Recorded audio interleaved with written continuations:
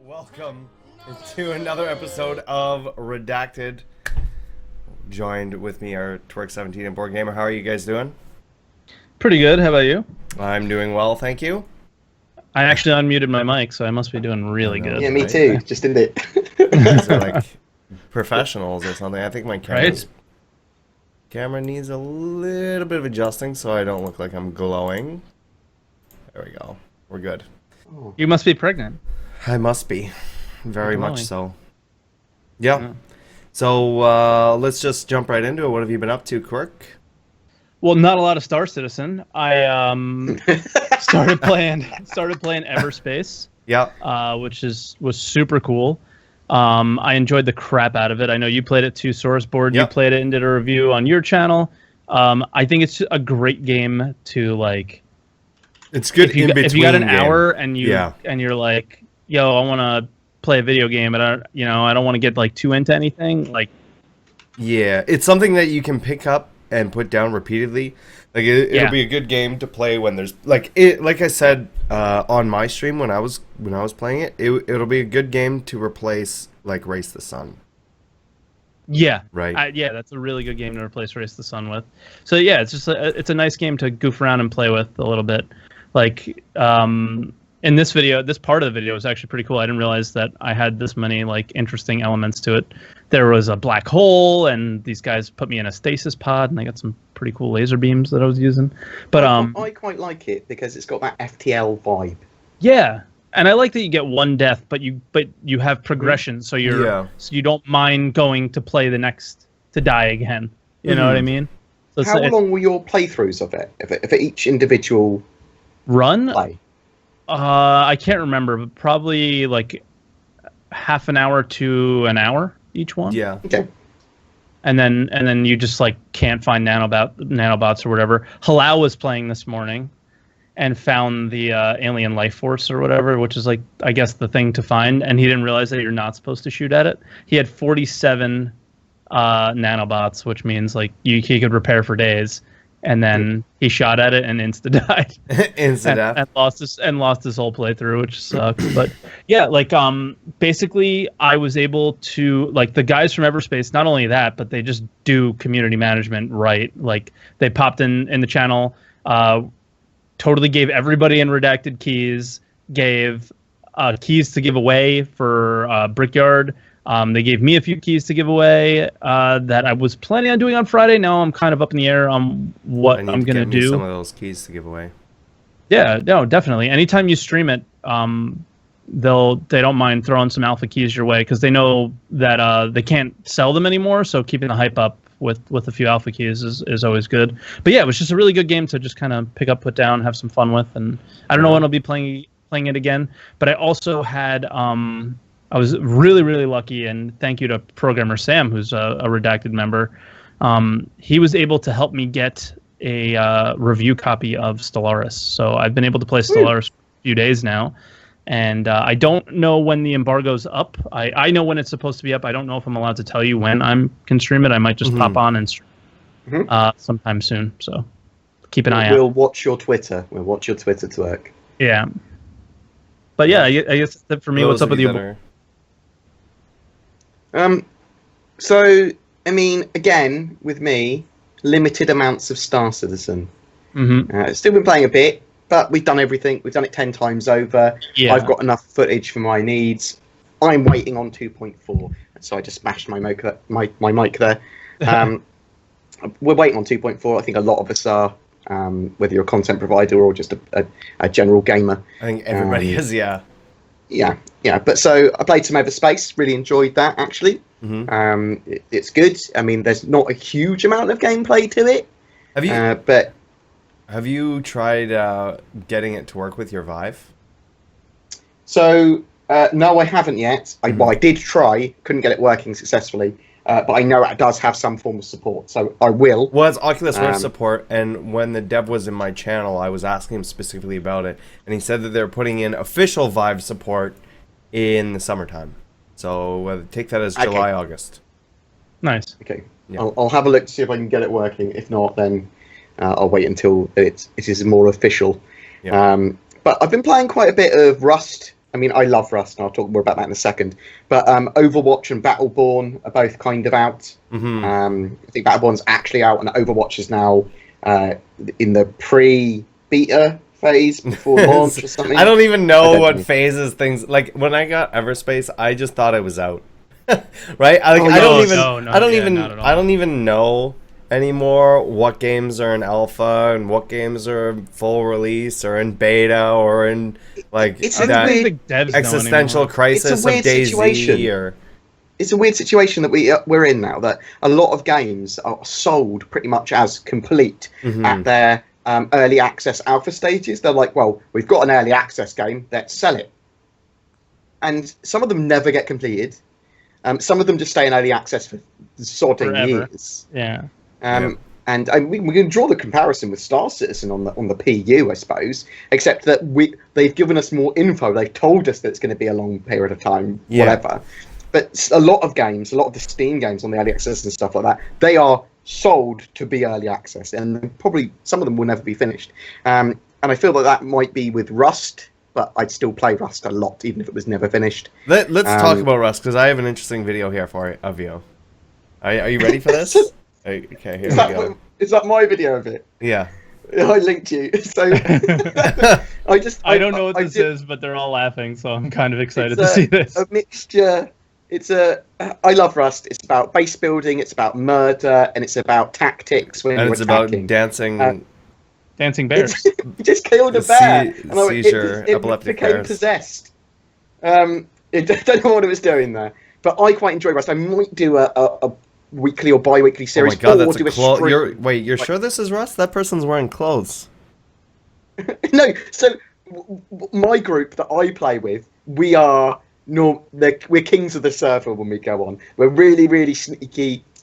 We always have the good equipment. We've got loads of bases, and we're really relatively resourceful and quite murdery. But we make alliances with the right people.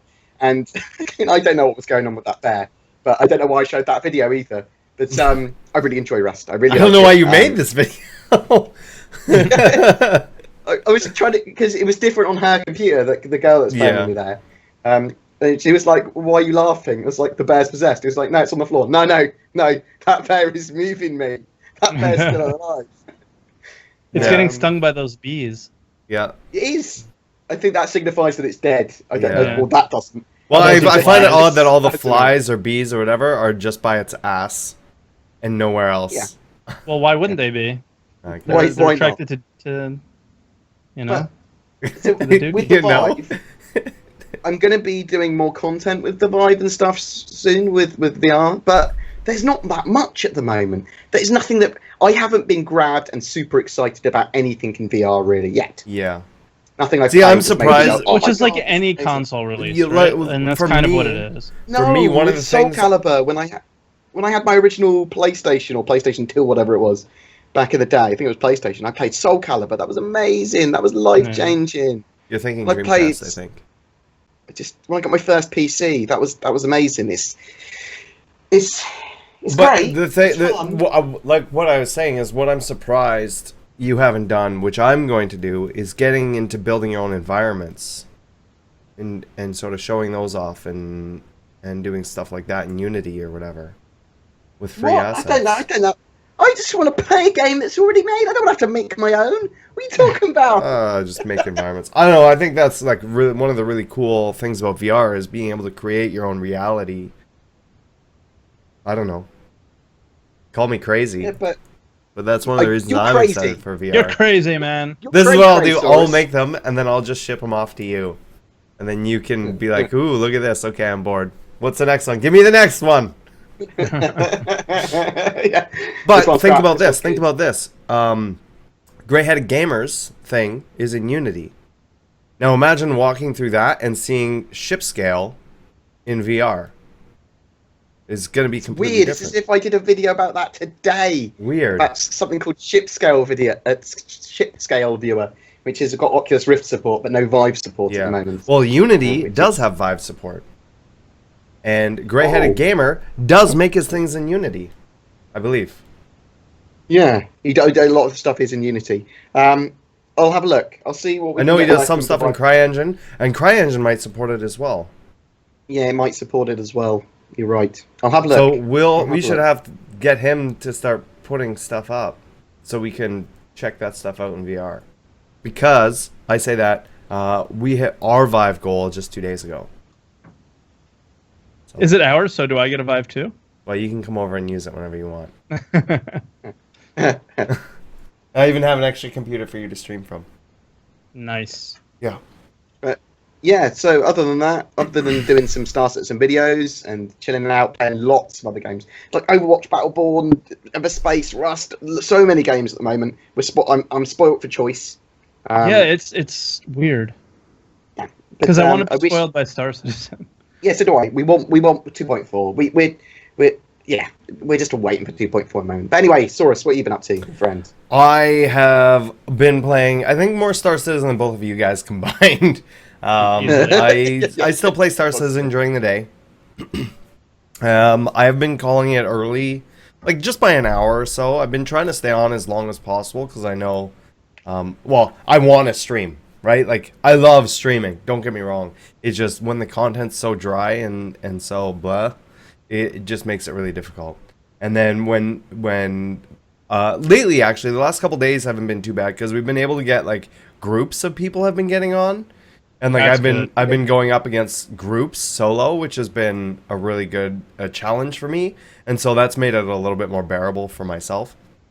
Is when I die more often, but yeah. So been doing that. I started playing Final Fantasy 1 last week, and I beat it in like a couple days. I'm pretty sure it was like my 36th or 37th attempt.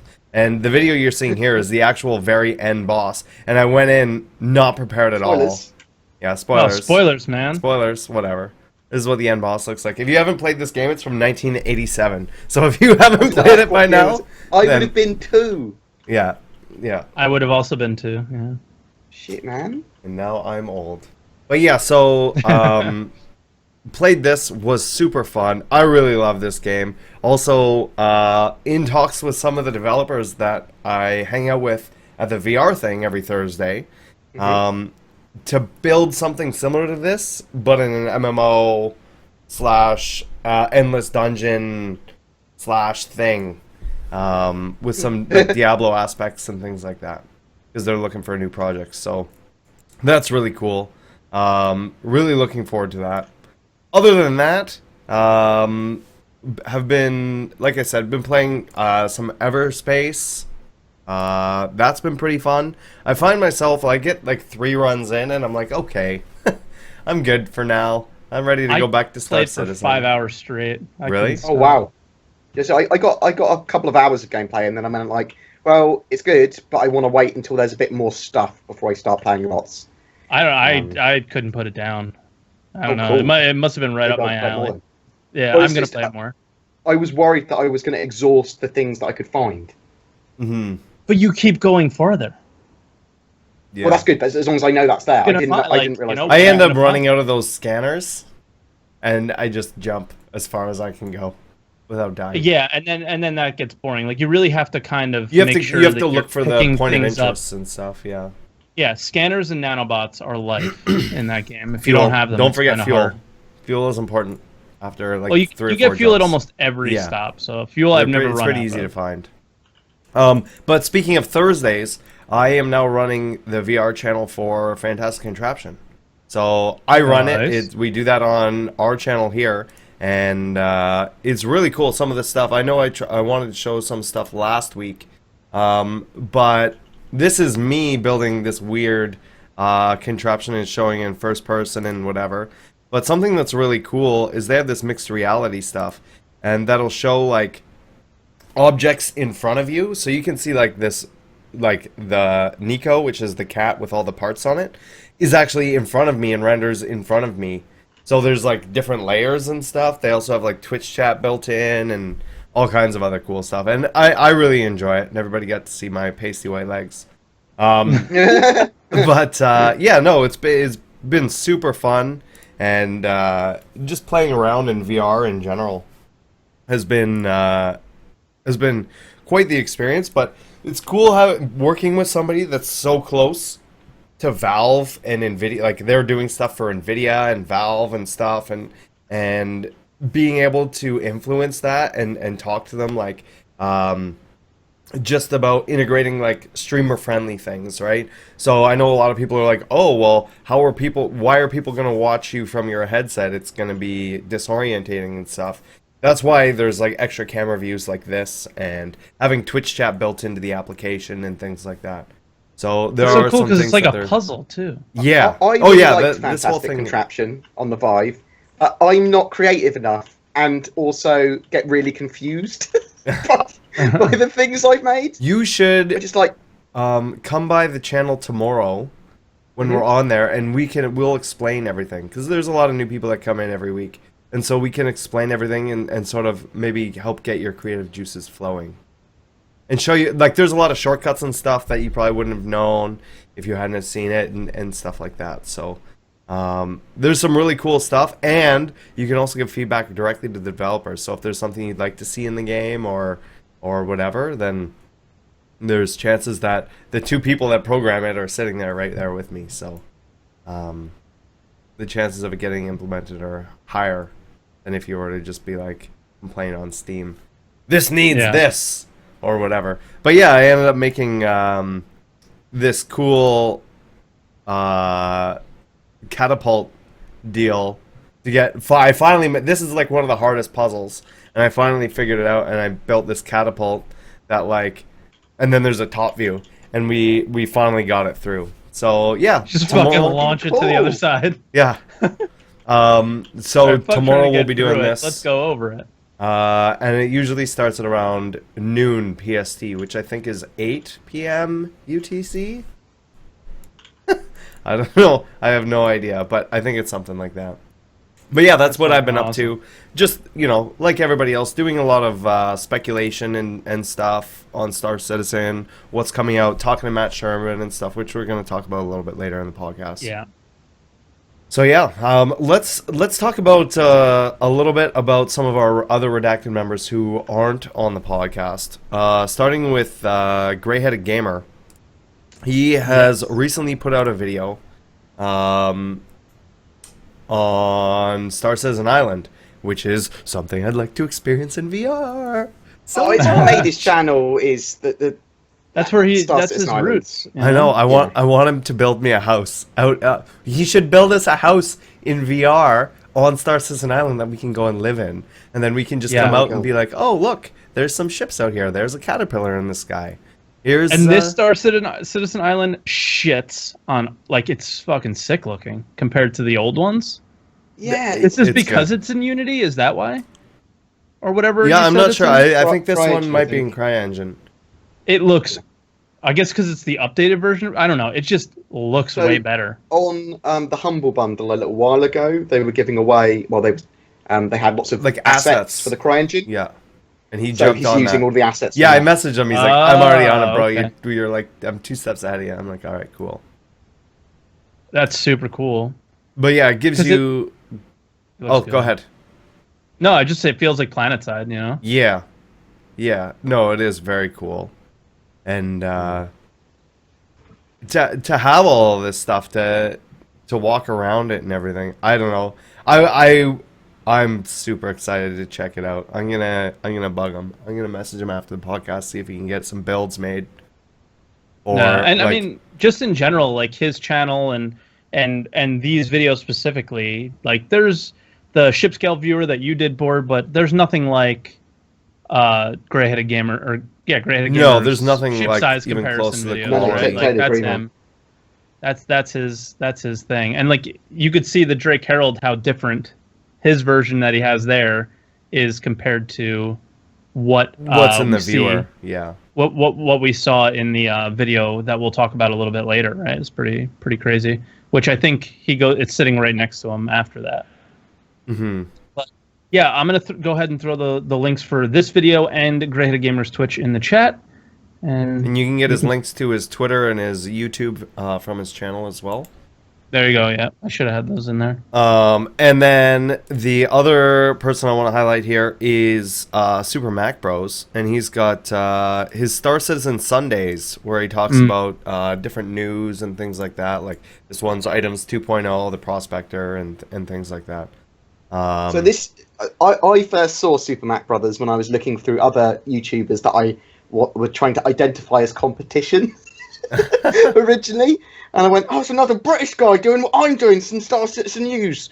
But it's I really love the way he does his news. It's a big, like 20-25 minute chunk, and he goes through all of it. He talks about his opinions on it. He's got quite solid presentation. I really enjoy it as a Brit, and I hope that comes across around the world as well. Like I know that people enjoy different voices. I like his voice for presenting, and I really enjoy his Star Citizen Sunday that he does every week. Hello and welcome to some more Star Citizen. Fuck you, twat. I'm just saying how much I like your voice. Yeah, thanks, Bray. No problem. Hello and welcome to another Star Citizen video. I think we can't go through a podcast without saying it one time. At least once. At least once. I'm sorry. It's because we love you. Thanks, guys. Thanks. So yeah, definitely check out his stuff as well. Pretty cool guy. Would love to do some more dual streams with him. And yeah, so that sort of leaves us with that. We have been in, and we've mentioned this, and this is very obvious to everybody.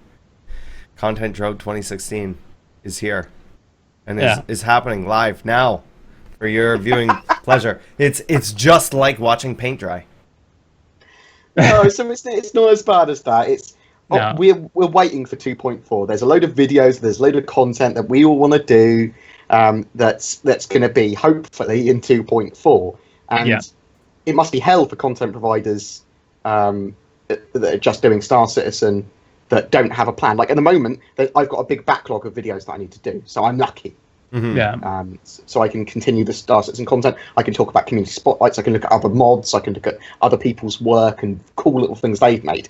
But we're all just waiting for 2.4. It's going to have persistence. It's going to have so much. Well, this is the thing: is I know it's adding a lot. I just hope that it's going to, for lack of a better word, it's going to persist longer than normal patches have been. Because it's sort of been it's been a hot, like 2.0 was an anomaly because it was so much content, whatever, it lasted for like 2 months.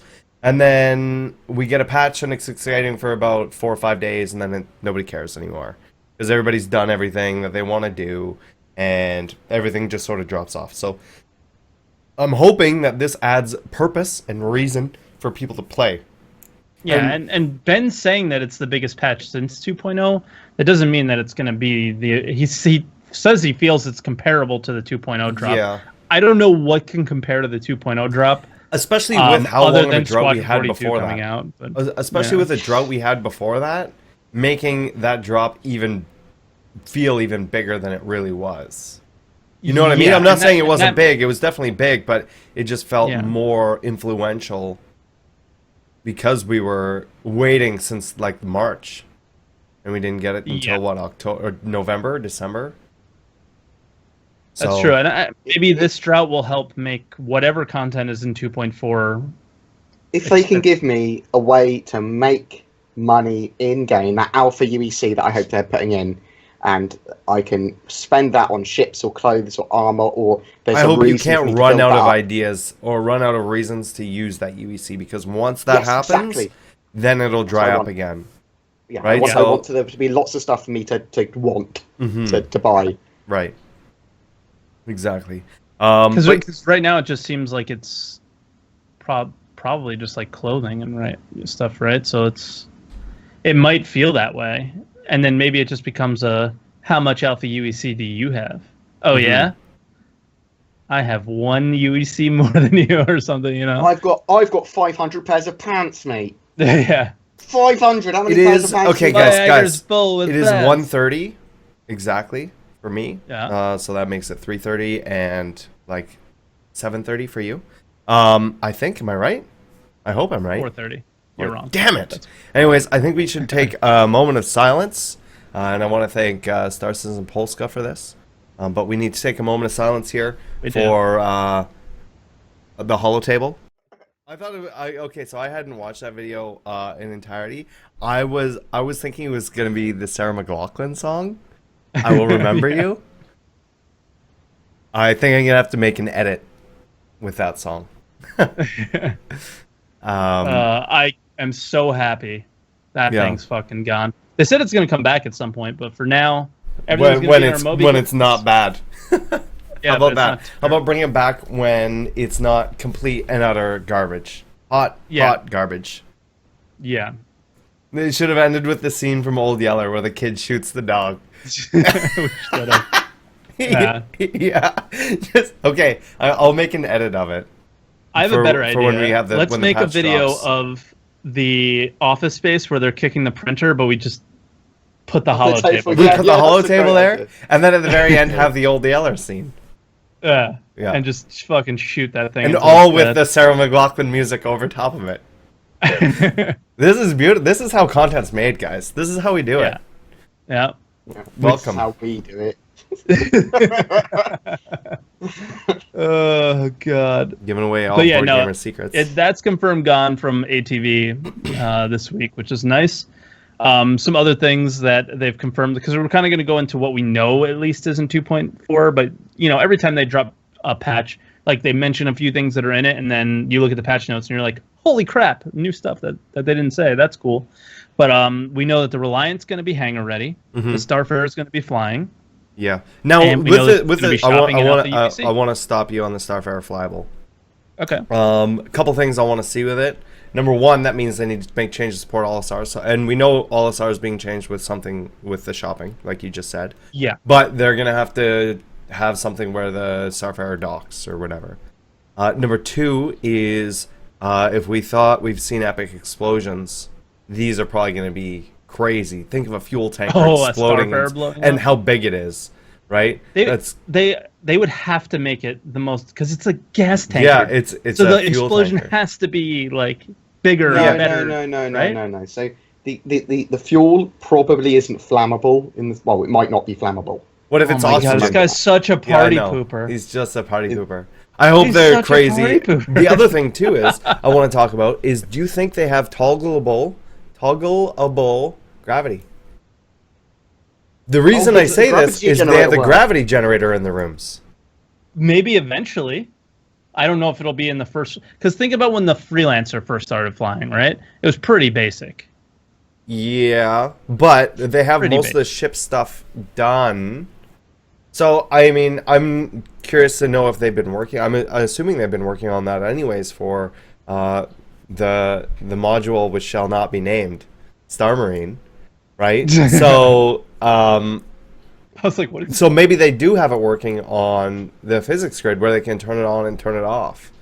If so, that would be cool. If not, that's okay too. I'm still looking forward to getting two of them out in Yella and doing those FPS battles with 2 teams of 5, like and trying to board them and all that. Yeah, stuff. and basically keeping one person in the pilot seat on both sides, and then having to kill them. The other thing that's important for Starfarers coming out is being able to kill people on their ships.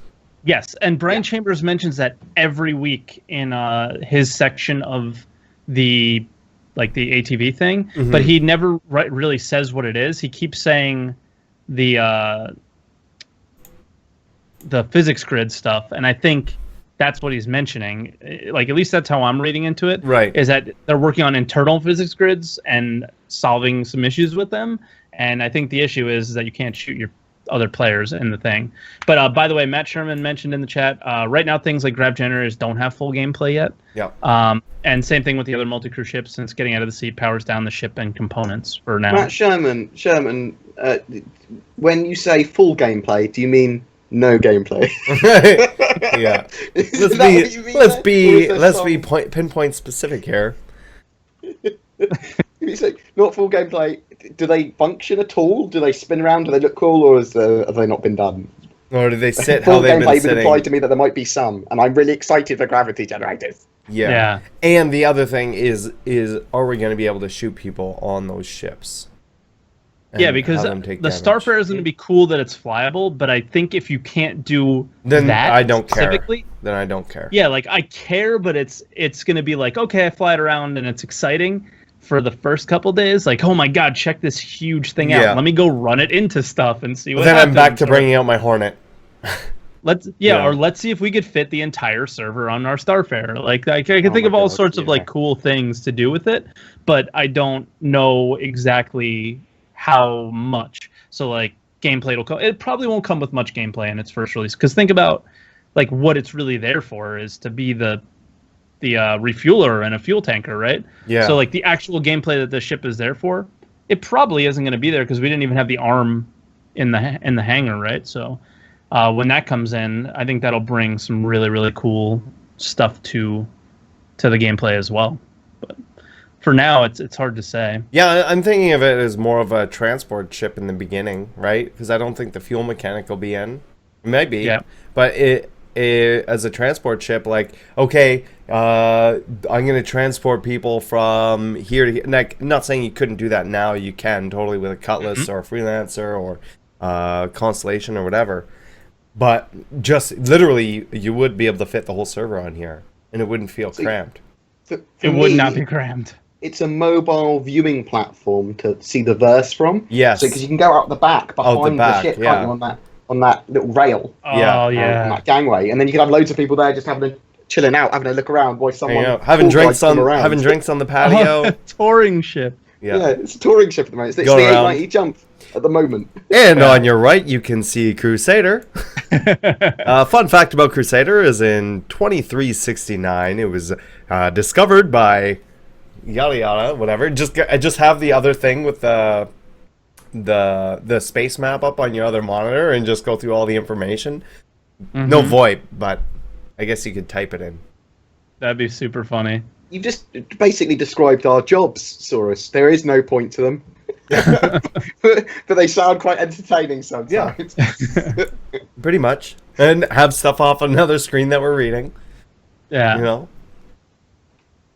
And then there's shopping. I guess that's the big like new and different thing that's coming.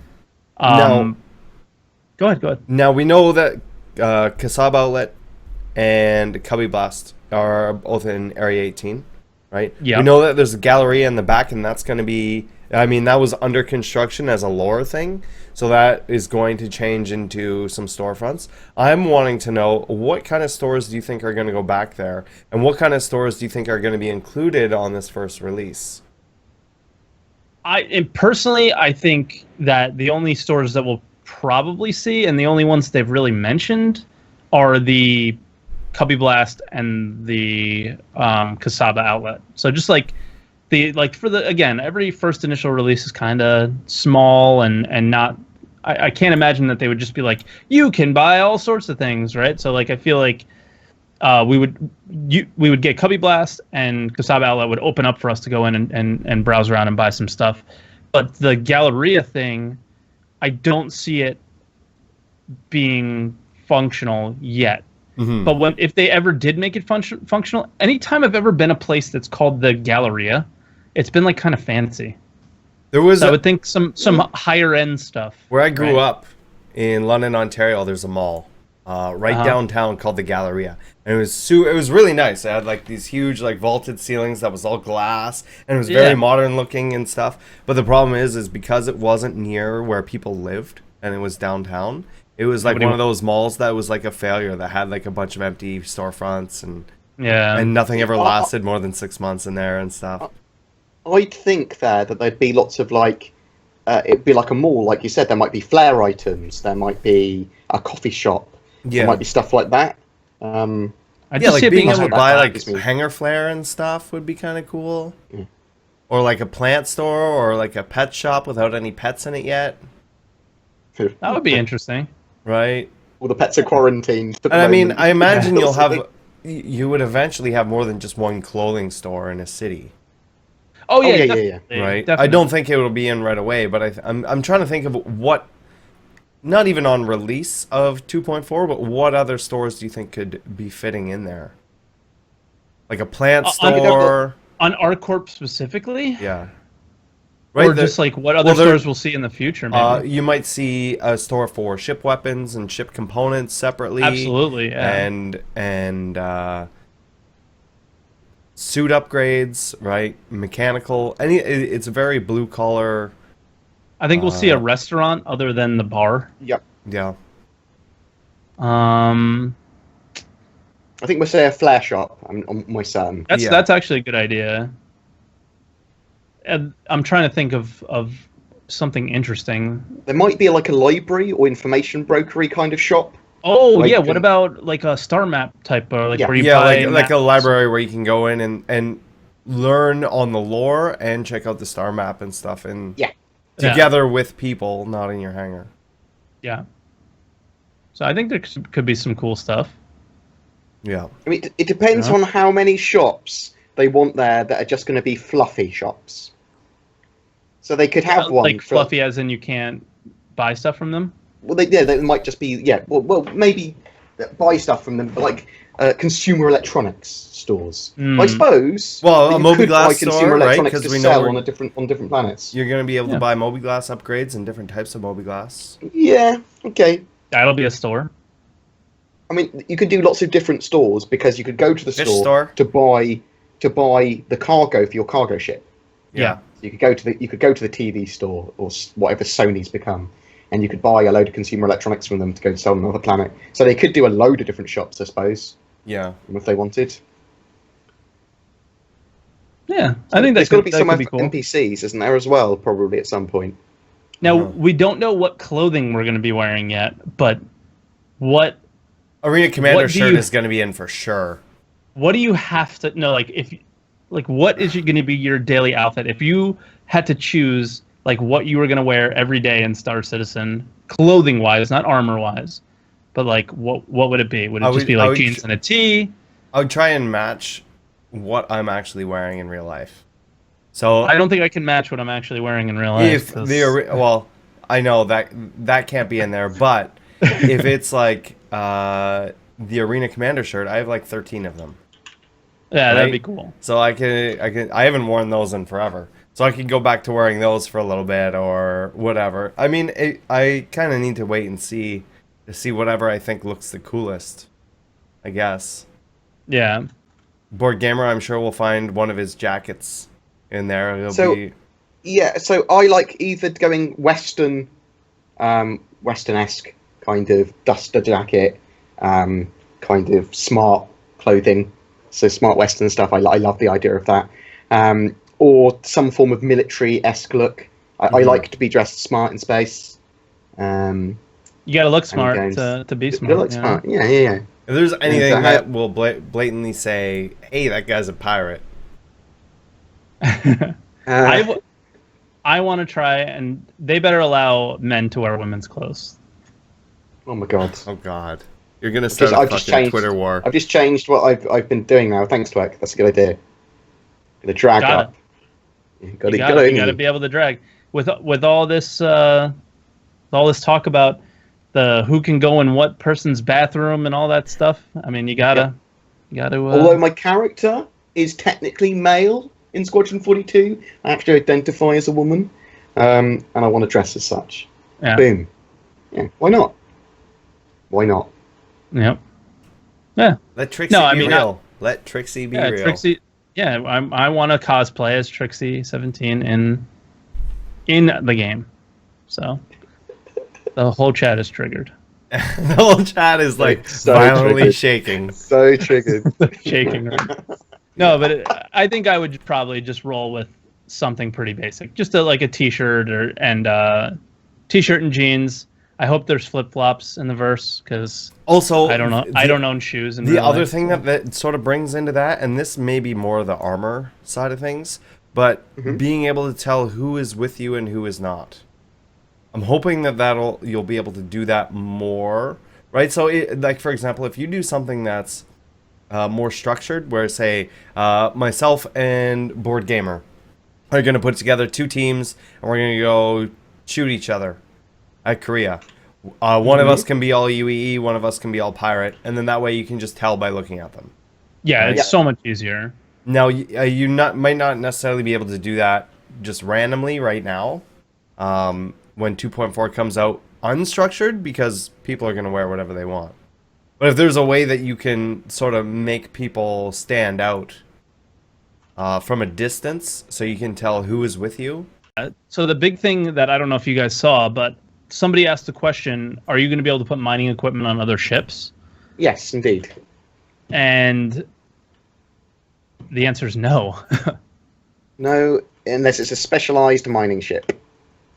Exactly. You can only put it on specialized mining ships. So what we kind of thought... That makes sense. That makes sense.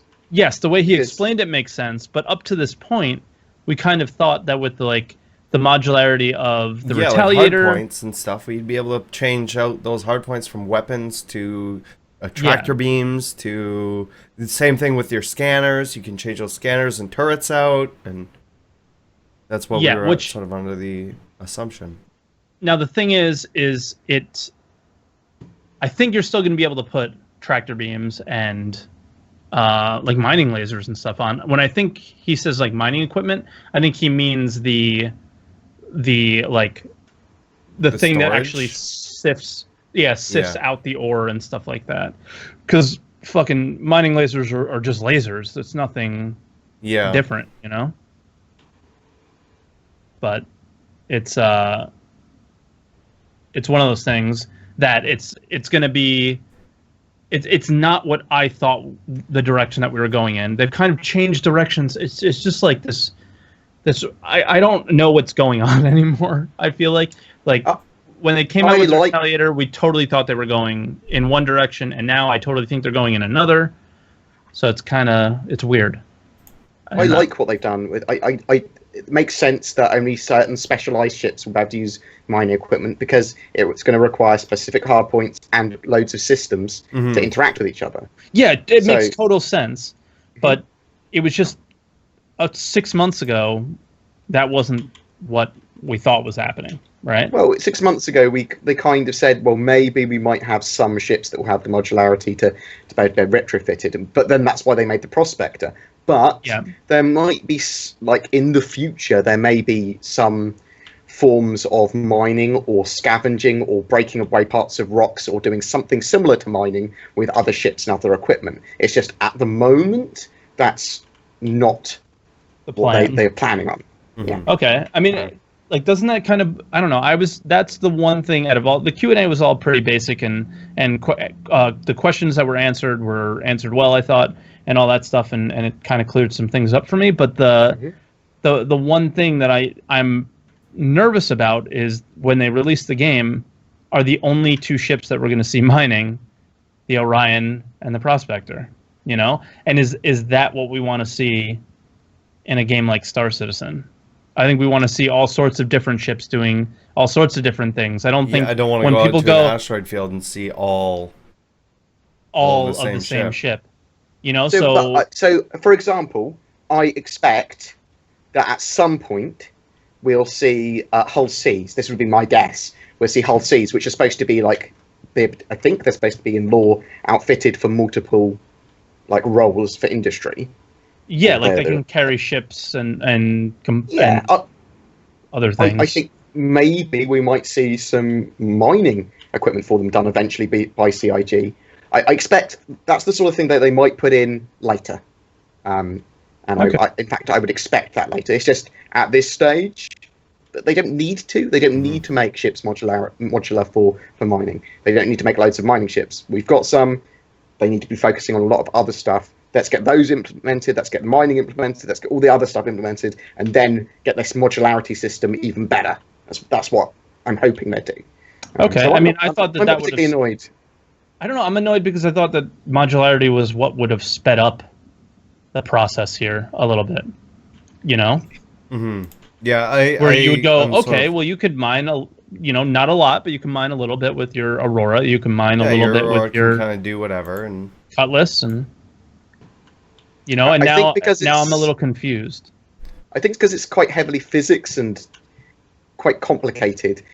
Because like the rocks are going to have to go into one container. Well, I think it has to do with the new item port system, right? So the way that their item port system is all set up to accept and Containers. reject things, and how it interacts with the ship, and then how that stuff interacts with each other on the ship, and then how all that stuff interacts when things are broken or pipes are broken or whatever. And so for them to sort of implement it for everything right away is just a huge undertaking of work that isn't really necessary at this point in the game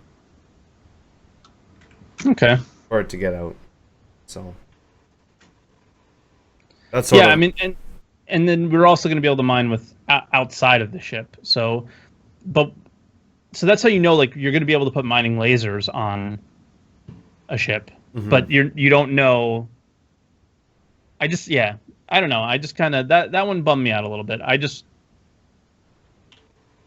want to see multiple ships doing. Let's see multiple how roles. it's implemented. Let's see what happens. That's what it is. It's a let's see kind of thing. But I did look at it and was kind of like, really? I didn't think that was the direction that they were going in. I think for some complex tasks they can't make it as modular as they want to, or at least they can't promise that they're going to. Yeah.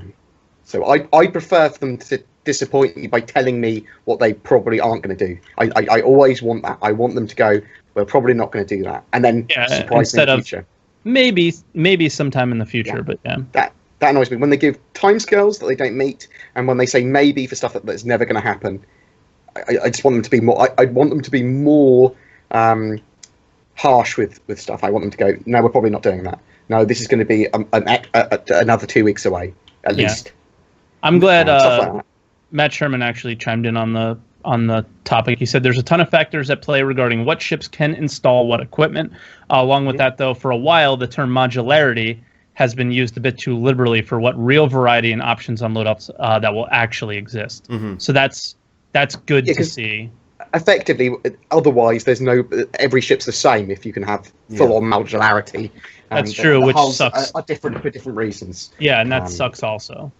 That's not a good thing either. And then he said that there'll still be a very large number of customization options, but it wouldn't be something where it's completely bolt-on or where every ship can be viable to perform every role. Right. And that's not what I was looking for either. But I was expecting some to larger, do it in a much lesser capacity. Yeah, a lesser capacity or some larger ships that were like, why couldn't I mine with a reclaimer or something? You know, like something in that range. But maybe you could, because maybe it has the right pipes to be able to do that. So that's kind of what I didn't mean. I want to be able to mine with every ship and be able to do everything with every ship. With my ship or whatever. But what you felt they were saying there was that it's just going to be confined to the Prospector and Orion, which I think eventually it won't be anyway. So we'll have to wait and see, as you said. Yeah, I just kind of wanted to see what your opinions were, but I hope not. That's all. But speaking about mining, the Shubin applications are now closed. Yes. I thought it was on Monday it closed. Yeah. Next Monday. This Monday. Was it Monday's gone? Oh. Yeah. That makes more sense. Yeah. This Monday. It coincided with the sale, you see? That's how that worked. They had 35,000 plus entries. And they said they were going to read every single one of them, and the 5 best are going to get an Orion. Did you guys is it that people can still change them until Monday? That's what it was. You can still change them until Monday. So basically, I sent a message to Disco Lando and said, so you guys haven't read these yet. You can't, because people could change them all the time. And he said, yeah, exactly. That's pretty much what's happening is we won't start reading them until Monday, because, you know, if you read mine 2 days before and then I changed it, well, what if mine was better, you know? So they waited till Monday, and now they're going to start sifting through all 35,000 of them. They're going to read every one, and they got to get through them. So it's going to be some time before we hear who wins. Now, I hope the one who wins is you. No, the guy. I think it was Travin, or it was Talung. It was Talung. He did the like a spam from Nigeria. Yeah, Nigerian Prince one. He did the Nigerian Prince spam. He better win, or I'm gonna be bummed out. Or rigged. Yeah, it's so rigged if he didn't win. So rigged, right? So, but yeah, I mean that's it for that's pretty much that. So I think people are going to be like, "Where's the Orions next week on RTV?" And they're going to be like, "Seriously? There's 35,000 of them. Like, it's going to take on top of all the other work they have to do. Like with 2.4 coming sometime soon, you know." Yeah, it's definitely going to take a little while. Yeah. So Chris Roberts is in the UK, so we didn't get. Yep, working on that Squadron 42. Yeah. And the it's cool that he's out there because they said they were going to do some performance capture. So I think that they're going to finish up whatever's left. Maybe they had like a few holes. Lines, isn't it? Yeah. Yeah. I think they had a few holes for Squadron 42 that they needed to close up. But then they're also going to be doing some mocap shooting. So the one specific thing that the girl, I forgot her name, she has the blue hair and the pink hair. Mm-hmm. She mentioned that they were going to doing specifically eating and drinking. So is some of the things that we're going to be buying at some point in like sooner than I would have thought, I guess, is maybe we can buy drinks at the bar. Yeah. Well, I also think that we're going to see lots of NPCs drinking and living their lives. Yeah, and just hanging out and making those places feel alive. Because right now, everything you're walking around ArcCorp is like very sterile. Seems pretty dead. Yeah, sterile, but if they can do it, then we should be able to do it, right? Mm-hmm. So I'm kind of that was something that kind of piqued my interest a little bit. It'll make things a little bit more interesting for what we can do, specifically in like ArcCorp and some of these places where we're not in our ships flying around, we're not doing FPS battles, we're not trying to earn Alpha UEC in whatever way we're going to be earning it, right? Mm-hmm. So I'm pretty pumped about that. Then shopping has basically been the big thing. So one of the things that they kind of were talking about discussing was what they're going to bring us in the next year, which is kind of what we were talking about earlier. So they're actually discussing they're having the same discussion that we just had, was what are they going to sell us in the next year, and what kind of stores are they thinking about bringing on. So I'm glad they're thinking about that, because not only are they going to have to figure out ways for us to make money, but they're going to have to figure out ways for us to spend it, right? That's right. And that's what I was saying earlier, right? Is they need, as long as money's coming in, it needs to be going out. And that's almost more important what to spend it on, isn't it? Yeah. Because you're going to want to fantasize about what you're going to do when you grind that money, when you earn that money. Obviously, you need a reason to grind it in the first place, Otherwise, you're not going to care, and people aren't going to care, and it's going to go back to the why do it. Once you get that cool piece of hanger flower you want, or that weapon you want, what's next? Yeah. What am I going to be wanting to buy next? It can't just be a static, I've done that, end game. Great. Yeah. And like with any MMO, there's got to be gold sinks, because people just. Well, I mean, we know repairing is going to cost money. We know fuel is going to cost money. Yep. We know restocking our weapons and ammunition is going to cost money. So I mean, there's some there, but it depends on how big of a sink that's going to be. I'm also curious to know with persistence. And this sort of goes off of the path here, but with persistence, how are they going to, and I think we've talked about this, what happens when your ship blows up? Do you have to wait and just not do anything? Because that's just going to push people away. They'll be like, okay, if I can't do anything. No way. I mean, not in this initial. So why? Setup, okay, right? So then what the metagame is going to be, and I'll call it right now, if that's the case, is instead of hobbling out, alt backspace, blowing up your ship, and going and get your ship again. You're fresh. Yeah.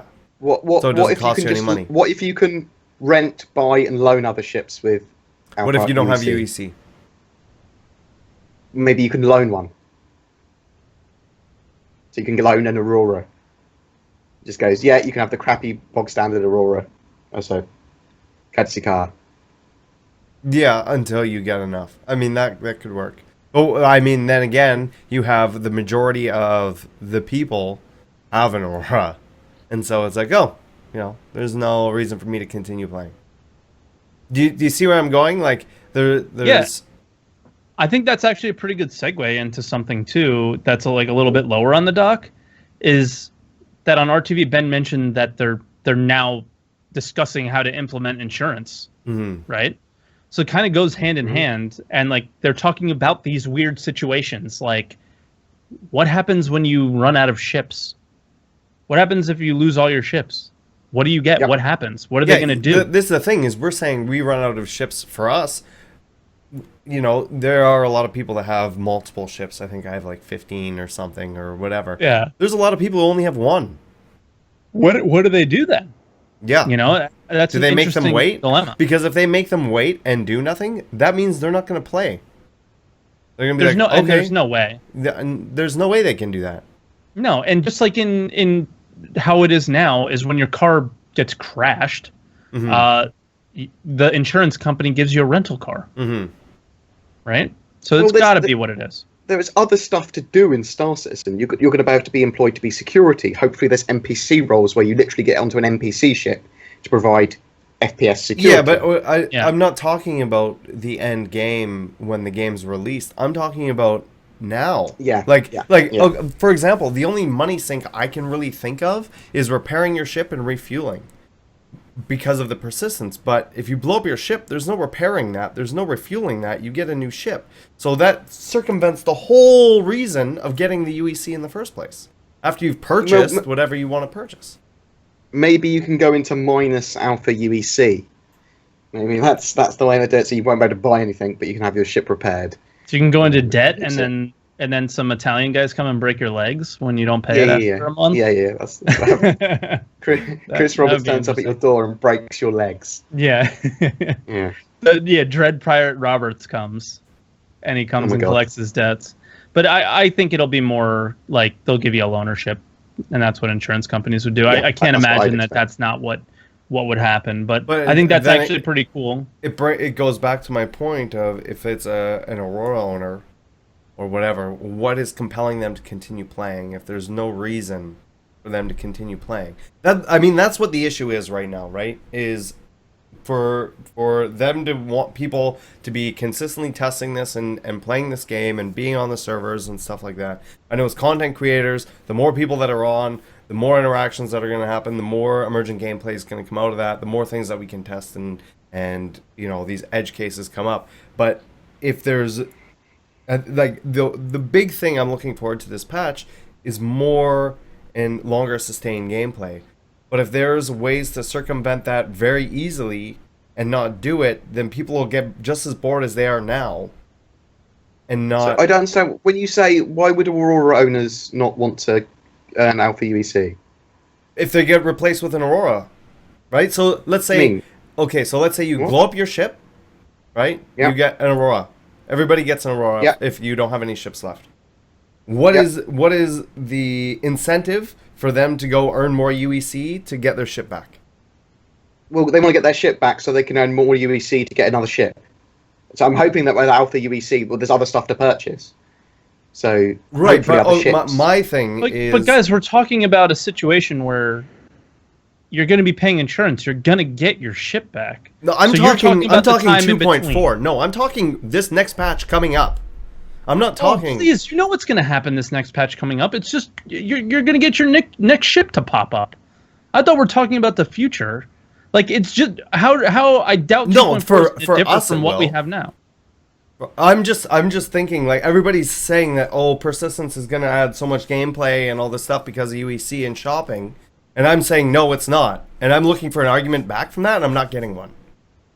That's what I'm trying to get. I'm saying there's no reason. Right now, people play all the content for the first week, and then they get bored of it, and they don't touch it until the next patch comes out. Right? And people are saying to me in my channel, saying, persistence is going to make it so people are going to want to play more often, and it's going to give more reasons for people to play. When I say no, they're going to go through the content in a week, and then they're going to put it aside again until the next patch. And I'm hoping for an argument back from you guys. I want a devil's advocate, but I don't think that's going to happen, because I think they're going to continue to play, because it's going to be a reason to grind things, is to get the money. Well, but there is no. It literally depends on what's on. It literally depends on what we can buy. Yeah. To me, so if we can purchase ships, if we can purchase FPS weapons, if there's I don't know loads how of we can argue customizations of clothing, we can't, because we don't know. We can't argue with it because we don't know. You're making an argument on one side that you can have an argument. Okay, no, but the one side on the other side can't. But I can still make an argument I agree against that. with you, You though. buy everything, right? It's going to be. We all know it'll be a very limited amount of things that we can buy, right? It won't be It's everything. the best kind of argument, though, because we can't argue against it. That's how you should have. Right, but we know that this? it's a limited amount of things you can buy. Let's say about hypothetically, it's all of your base ships. Which I don't think they're going to put ships in right away. I think they're going to hold off on ships for as long as they possibly can. But that's a whole other story. It'll be clothing, it'll be armor, and it'll be weapons. I think that are going to go in. And once you've purchased the things that you want, then I what? think that'll be ship weapons as well as FPS weapons. Maybe. Let's even say ship weapons plus FPS weapons. Right? But once you bought Then the when things you- that you when want you to blow your purchase, ship- then what? That doesn't mean that they're persistent in your hangar forever. If they blow up on your ship, you got to rebuy them. So you don't you use your stock loadouts, great, but everybody else doesn't. So when your ship blows up, your weapons blow up with it, your cargo blew up with it, your upgrades to everything that's in there blew up with it. So now great. You let's say you had a Hornet, right? And your Hornet blows up, and you're going to respawn with another Hornet. There's no chance that they're going to be like, well, your Hornet's gone. If you bought a Hornet with Alpha UEC and it's not part of your account, that shit's gone. That's what I would think would happen. Yeah. And you have to rebuy it. But I don't know if we're going to be buying ships. And I don't think that that's feeling going to be in. It's not happening. Yeah, I don't think that that'll be in. But let's say that that's how it is. And I own a Hornet. It blows up. I had some upgrades on it. It blew up with it. Those upgrades are fucking gone. There's no such thing as renting for 7 days anymore, and it stays with you for 7 days. That shit's gone. So now you have to hop back in your ship, kill a bunch of pirates or whatever the fuck you do to make money, or do the ICC missions over and over and over again just to get your overpowered weapons, just to be a dick to somebody else later, or whatever the gameplay is, So I guess it also depends on how quickly you're going to be earning. My thing is I look at my rec, and I look at what I spend my rec on. But dude, you're getting for being a subscriber. No, I know you. Well, no, but I also I've earned the majority of it, right? Yeah. And so it's you're very much an anomaly as far as what you You don't buy. You run with stock loadouts. People don't do that.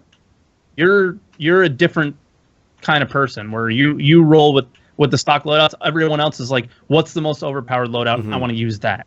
So people I've run through 100,000 rec. Yeah.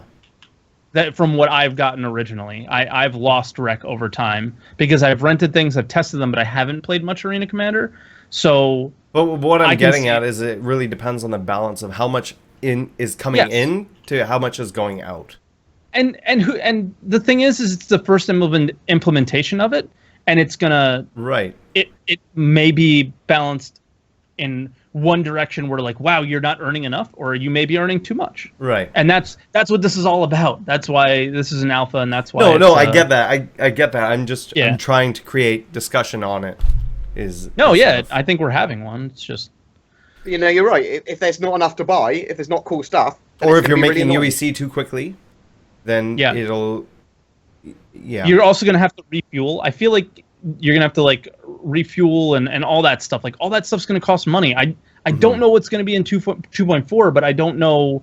But as things go on, there's gonna be so many sinks for UEC. Like that even brings up another question, right? If you need to cost money to refuel, and you haven't earned any money, and you've been just jumping around exploring stuff, how do you refuel? Or what happens if you can't? Missiles. How much is that shit going to cost? Yeah. Think about how often you're going to have to... Well, no, missiles are not essential for you to earn money, whereas getting from point A to point B is, I would think. I can't think of anything that they would implement so you could earn money without having to travel somewhere. So what happens if you run out of fuel somewhere, out in the middle of nowhere?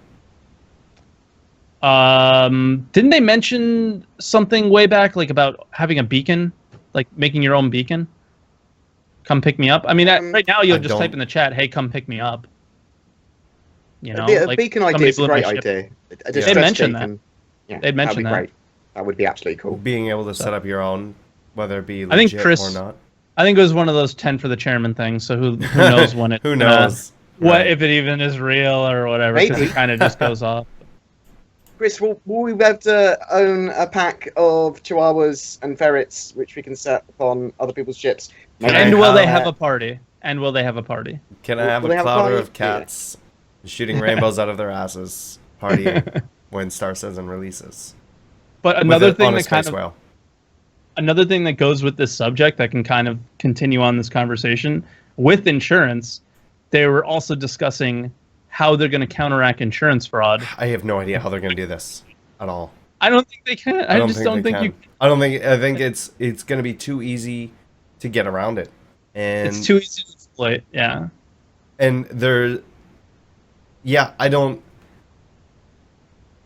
I can think of They so many need- ways to get around it. They need games masters to occasionally investigate. Like random spot checks. Yep. Yeah. I mean, this game doesn't need them now, but No, when it releases, it will. will. Yeah. Because people are like, And- oh, well, it'll check if you have them on your friends list or something. Okay, well, what if they're not on your friends list? What if me and Twerk are never on each other's friends list the entire time? He's not on my friends list with one of my other accounts. No one is. Yeah. Then what? There's just so much weird things that you can do. I feel like, and it would be super resource intensive if they wanted to track it, right? Like you'd have like to it- pay they just- people to find it. Like, really? Like that's not going to happen. No. so it's like I think it's something that's going to get abused. I hope it will 100% get abused. 100%. No matter what, people are going to be able to successfully abuse it. I just hope that it's not too much, you know, where it ruin, because that's a economy That will ruiner. break the game. That'll break the Yeah, game. that will break and the game. that will make people not want to play right there. Yeah, Yep. yeah. So Absolutely. We're going to have to see it with a lot of the stuff. I mean, we've got worries, but I mean, a lot of those worries I think may be unfounded, but we're allowed to have them, I suppose, because they're I worries. mean, we want this game to be great, and if we don't bring it up, it may never get brought up. You know, like it's just one of those things that if it gets brought up, we got to kind of talk about it, and we're lucky enough to have a decent enough viewership in the community that people will hear it, and maybe it'll pop up on a Reddit post and then bring up even more discussion, and maybe a dev. well, will I mean, see we it have and they're devs like, in "Oh," here right now, you know? right? Yeah, But- exactly. Like Matt was in here, and occasionally there's some other devs lurking and stuff like that too. So I think it's one of those things that it's a good discussion to have, and hopefully they hear it and they're like, oh shit, you know, look what these guys are already thinking of doing. We need to protect from that, you know, somehow. So I don't know, but moving on to some other stuff. Brian Chambers mentioned a new plasma weapon.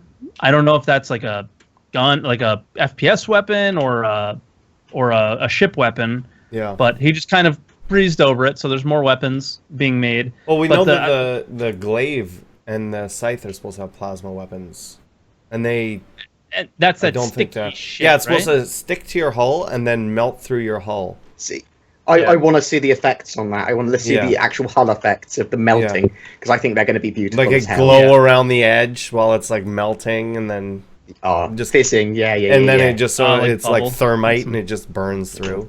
Yeah. But then I think the thing that I actually got kind of excited for was that Sean Tracy on the 10 for the Devs talked about beam lasers. So like Yep. if you've ever played Elite Dangerous, they just have like the straight beams. What's that hit really ships instead interesting of- about this is Chris Roberts was super adamant earlier on, saying beam weapons and beam things are not going to be in this game. like they gotta be. Come on, so cool. So the tech's in there. I think they just have to make it. So Mhm. I don't know. Maybe Chris will say no on it, but come on, man, they're awesome. Yeah. So this plasma weapon, Proxys just put in the chat. Oh, the plasma shotgun ship weapon that was Yeah. in the subscriber thingy. Yeah. So that link's in the That's chat. another- I guess that's that another must be what he's plasma talking weapon. about.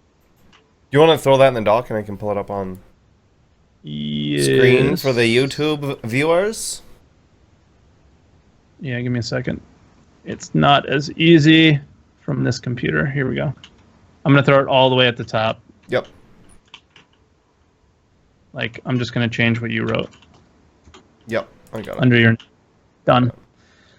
So yeah, that's I guess that's the ship, the weapon that he's talking about. But the thing I just really wanted beam lasers. Now we know that they're gonna have them. 100% gonna have beam lasers because mining lasers, repair lasers, salvaging lasers they mentioned, which I thought was pretty cool.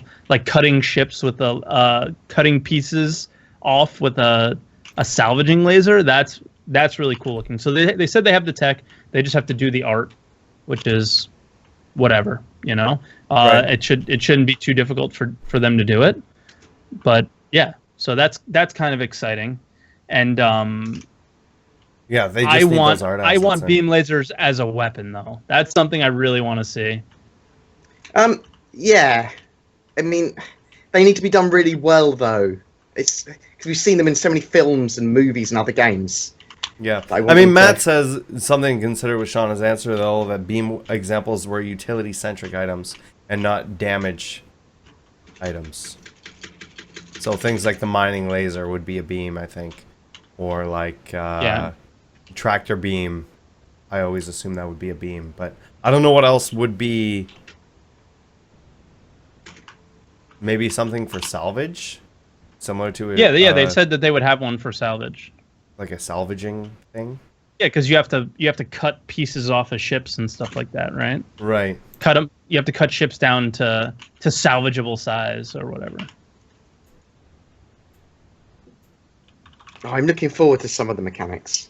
Yeah, we worry about the way they're implemented though, because we've got our own fantasies about them of how this this so would be bad. amazing.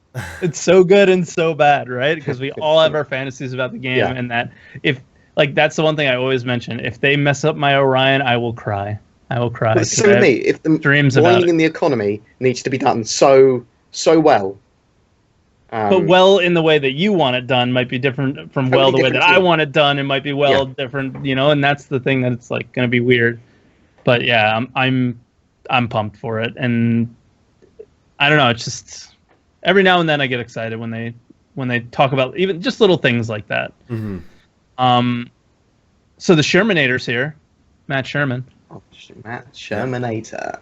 Yeah, and I was told I wasn't here, unfortunately, for one of your streams where he mentioned this, but he kind of gave a little info there. You want to share it, Source? With the dragonfly?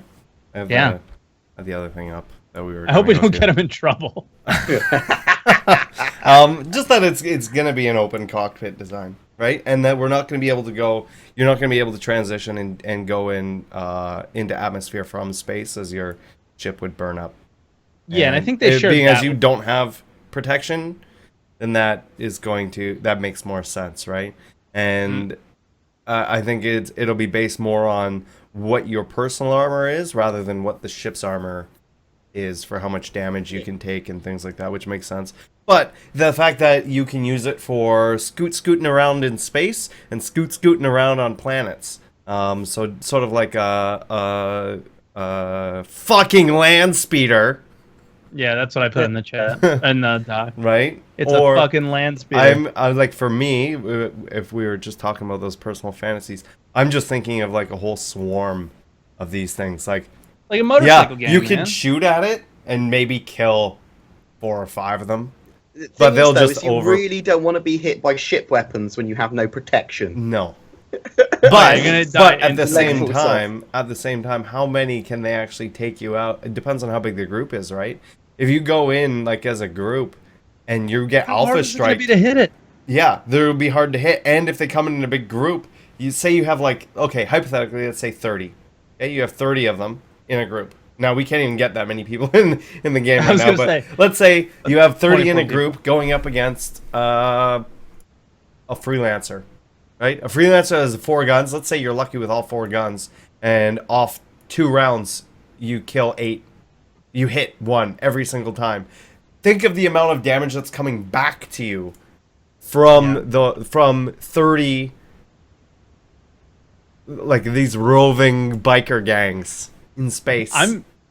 I hope that we're able to fire our FPS weapons off of our the shoulder. Have like, somebody on the think back about, with like, the shoulder behind mounted the anti-ship weapon. Yeah. Right? It's ridiculous. It's gonna be great. I mean, hand weapons otherwise don't do any damage to ships at all, really. No. You shoot at them to see shields light up. Yeah, That's about it. Or there put was a couple, time where we could blow up ships. Yeah, and there's still a couple that you those can days are right over. now, like the M50 and the 350R and the Freelancer and stuff. But yeah, now it would be. This is we're getting towards the end here, so if you guys have any questions, we're going to be getting to that section soon. Exclamation point question. Let's talk in chat. about the Drake Herald, as I have that all. Oh, I skipped over that. You skipped over it. That's what I was ready to do, and you. Go for it. Yeah, for it. Well, I have the video, so if you want to talk about it. Yeah, let's talk about it. So on ATV, I completely, because we went to insurance, and insurance was right below that. That was really loud. I'm sorry. No worries. On ATV this week, there was a with Josh Coons, there was a ship shape, and they talked about the Drake Herald. I know I have a Drake Herald. Saurus, I know you do. Mm-hmm. Board, do you have a Herald? I don't have a Herald, although I accidentally bought 11 of them once. So you can unmelt one then. I can unmelt one, yes. Okay. So if you do need to show it off, you can. Yeah. So technically, you have one, so people will be able to see it on your channel. Yeah, oh, gotcha, yeah. I'm pumped for this ship. I've always been excited about this ship. This was the first concept ship that I ever bought. It was the first ship with LTI that I ever got. And I don't know, I kind of like the idea of information running because it was just so different from any other, I guess, game mechanic in any game I've ever played. I've never seen anything like it, so it was kind of interesting.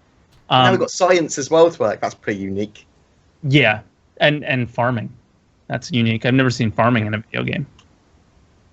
But but no, the Herald, we were with Josh Coons, who we met in Texas, who was a super cool guy.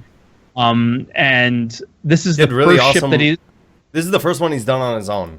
On his own, yeah, which is cool because he was kind of working together / under Chris Smith's wing. Yeah. And now he's kind of on his own ship, and I don't know. Chris Smith is a bird, is he? Yes. Under his wing. Mm-hmm. He's a bird. Do you guys not say that in England? You know, we do. I was taking the piss, because today I'm just full of dad jokes. You're always full of. No, never mind. I'm not going to finish that sentence. Yeah. But no, I'm excited to see what the Herald's going to look like and its interior when it's sort of all fully fleshed out. I mean, the speed that they're able to pump out ships now is a lot faster than it used to be. Like, look at how quickly, using the Saber as a perfect example, right? From concept to flyable. So I expect to see this in, the next couple months, to be honest.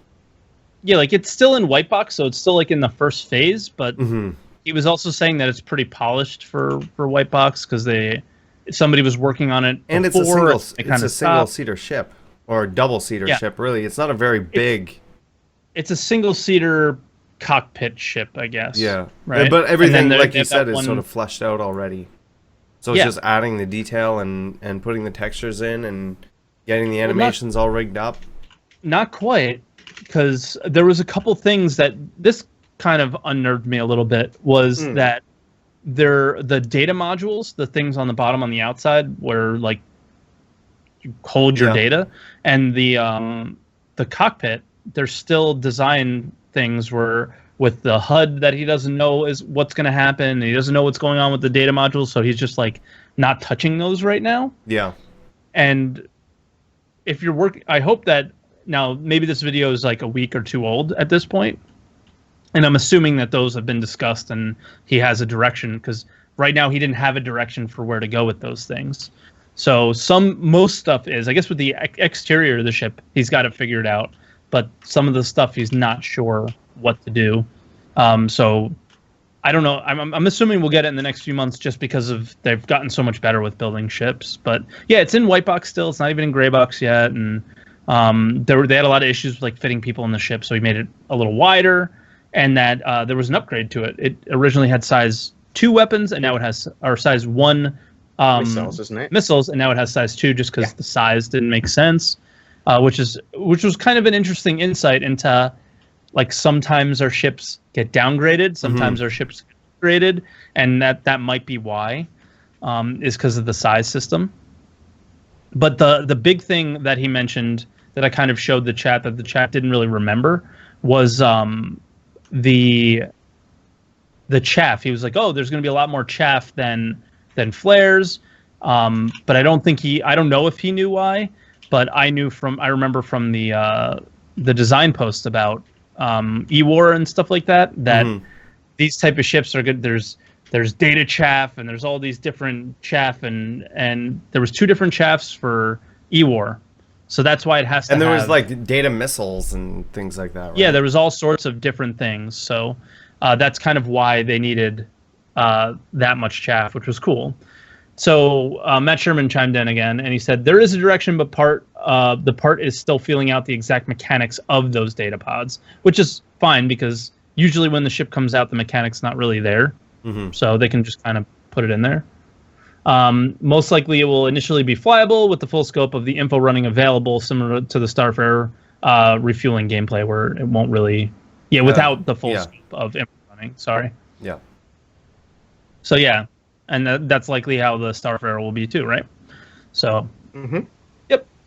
And yeah, I don't know. I'm excited for the ship. It's got that unique look. Yeah, it definitely has a unique look, and I know all the ships do in Star Citizen, but it's got its own special vibe. And if they can do those mechanics right, as you were talking about, if they can do that cool info running, if they can do it the way that some of us fantasize it, it's going to be cool. It's going to be it's going to be absolutely awesome. So, I'm pretty excited. But how excited are you for full-scale solar systems? It's the only title that is full caps, so I must be really excited. I mean, how do you feel about full-scale solar systems? Is that better? Okay, so I'm excited for it, but what was really cool is in the 10 for the devs section, they were super excited. Yeah. And they're working on hyped. Oh, they're working on the space to planet transitions and all of that stuff and how that's all working and I don't know. For me, a lot of the times the guys like Ben and Lando and whoever is actually discussing any mechanics in the game, they're excited, but they're kind of just giving you the news. These 2 guys, they're like a middleman in between the devs and us, right? Instead of the devs that are really excited about working on something and are like want to show it to us, but it's not quite ready, but are still like, oh my god, just wait, you guys. Yeah, it's really cool to see, like when Brian Chambers was saying about the procedural planets before we saw it, or Chris was, I think that's what it was, where Chris was just kind of smirking and getting really excited, and you were like, I haven't seen him like this before, that you knew it was something big, you know? And that's what I kind of got from these 2 guys, is they were so excited. So what does full-scale solar systems mean? It means that this is what I think they mean, is that we're going to have all the planets in the Stanton system. So you're going to have Microtech, you're going to have Hurston, you're going to have ArcCorp, and you're going to have Crusader all in one place. And one of the things that Sean Tracy was hoping, I don't know if this will happen, but they want to drop one of the procedural planets in there. And if they do that, it's like all of the actual essential components to make the PU happen are there. I also think that it's also a bit of, literally, it's going to be full scale. It's the scale of the solar system. Yeah. At the moment, it's got a tiny little chunk. I think it's going to be not only that, as they were talking before. It won't be 1-to-1 scale, though, right? No, it will be 1-to-1 scale. They were saying that's what I'm taking by full-scale solar systems. But this whole time, we were always going to be 1/8 scale. That's what I'm saying. I think that's why it's such a big deal. Because now they're doing the procedural the reason they couldn't do it before, it wasn't a size issue. It was the issue that they couldn't procedurally generate, or they couldn't create those planets. But if they're doing that with the procedural generation tech, right? And they're able to do that. Why wouldn't they be able to do it? Well, to be honest, I'm not sure if I'm not sure if it matters if it's 1/8 scale or 1-to-1 scale, mainly because It's still huge. it won't. Yeah, it's still huge. It's mostly empty space. So you'll be going to points of interest and scanning things down. So that might not be an issue. I'm not sure if it will be. I'm not sure if don't take my word for it. We don't know if it's 1/8 scale or 1-to-1 scale. It'd be great if it is 1-to-1 scale because it will make every person that's into science go woo. But I don't think it will be that much of an issue. So from what I want to see with the full-scale solar systems, and what's interesting to me, is how are they going to partition it to how many cores they're going to have on each server running the servers. So is it going to be Crusader we have at the moment? Is that going to be running on 1 server or 8 servers? And then each of the other sections of the solar system, each planet or whatever, how many servers are going to be allocated to each of those zones, and how are they going to be allocated? That I find that really interesting, because that's what there's a lot of the stuff they're trying to work out. How many CPU cores do we have to dedicate per player, per instance, per zone? So it's a really important thing for them because it saves them so much money if they get it right. Yeah. So yeah, I mean, when that's all done, we're going to start to see polish. We're going to start to see network code polish. We're going to start to see game polish, and oh yeah, it's going to be amazing. Yeah. I mean, it is completely irrelevant whether I think it would be easier and would be better if it was 1/8 scale, just because it will feel more dense with things. You know, you don't want the game feeling like Elite Dangerous, shot fired, but like you don't want it to feel like like you still want it to feel like space and out in the middle of nowhere and stuff like that, but you still want to make it feel populated and that it's alive, right? That's the whole living, breathing universe thing. You don't want it to be a dead, sterile universe.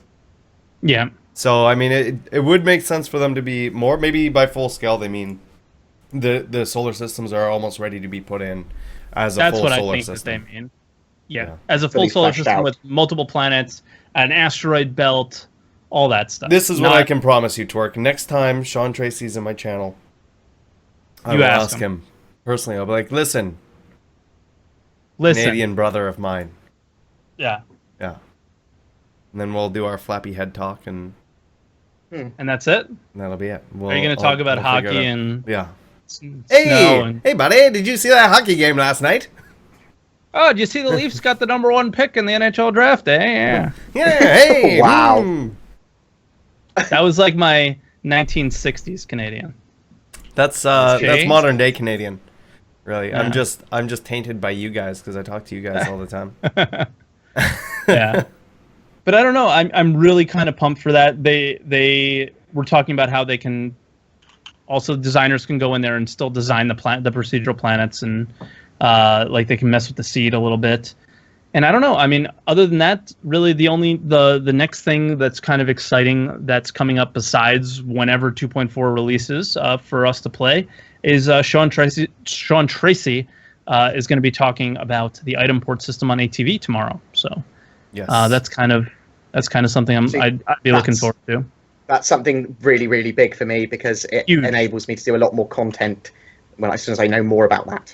Yeah. So and you know he goes, man. When guys like Sean Tracy and who is the other one who just goes and he gives us just loads of information every time he comes on. They're the best.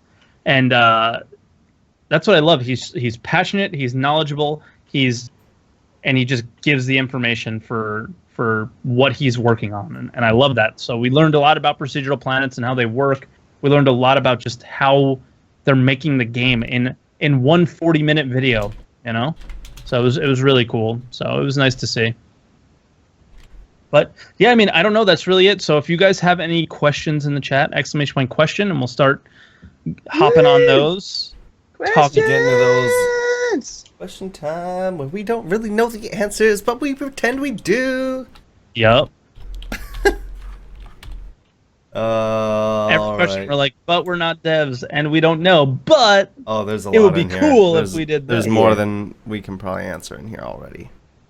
Yeah, I know. When Star Citizen's done, will you guys have a party? Fuck off. I get that asked every day now, every single stream. When you start playing Stellaris, will you have a party? When you do this, will you have a party?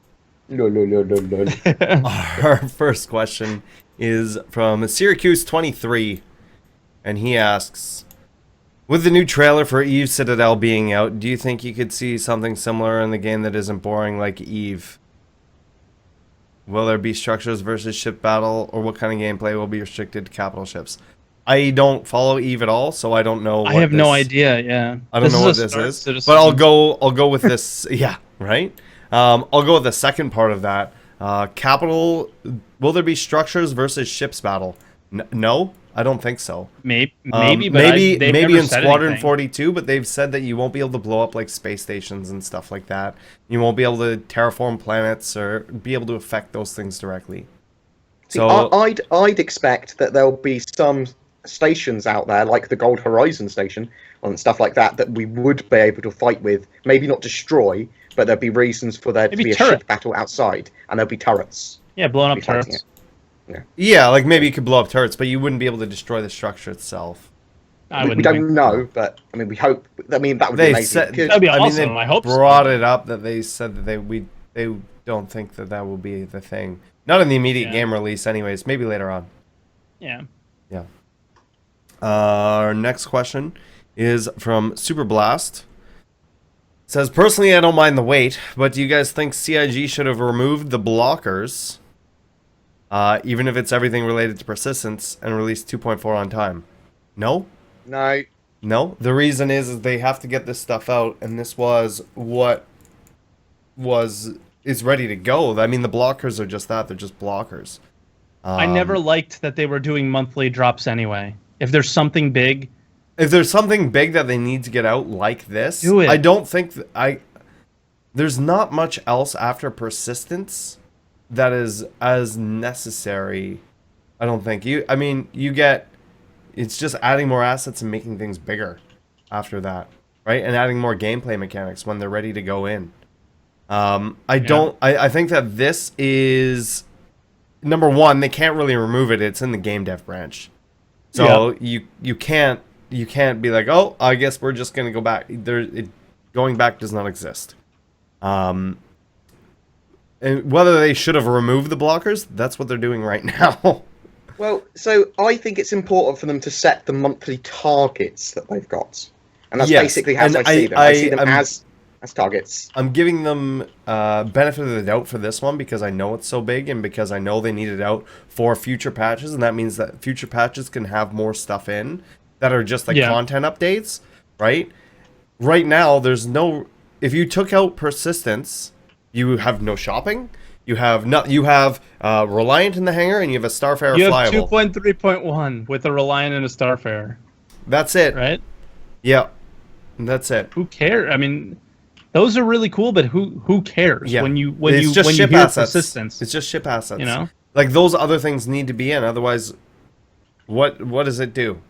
Like maybe some minor client side and some minor server fixes that they say that they include every patch that we don't really notice, right? Like let's be completely honest. That's what would be in it if it wasn't for persistence. But with persistence, you get shopping. With persistence, you get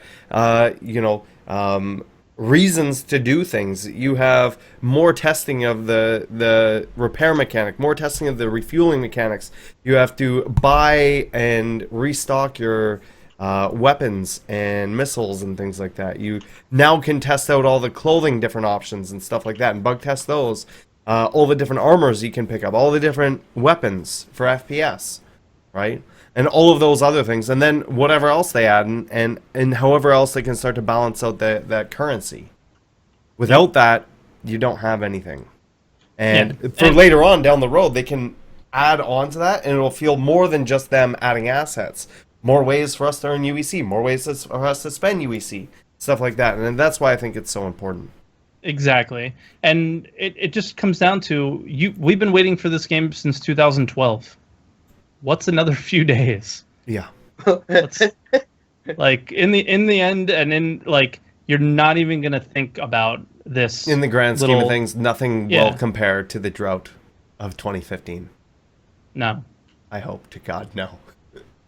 definitely not. Yeah. So let's move on to our next one. A couple more from Be patient. Syracuse, 23.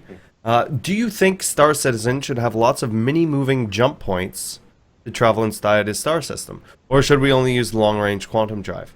I mean, from a gameplay perspective only, not about lore or real-life scale or physics. Jump points are better because they create checkpoints for players to meet in the vastness of space. Plus, they give exploration, navigation, and interesting gameplay.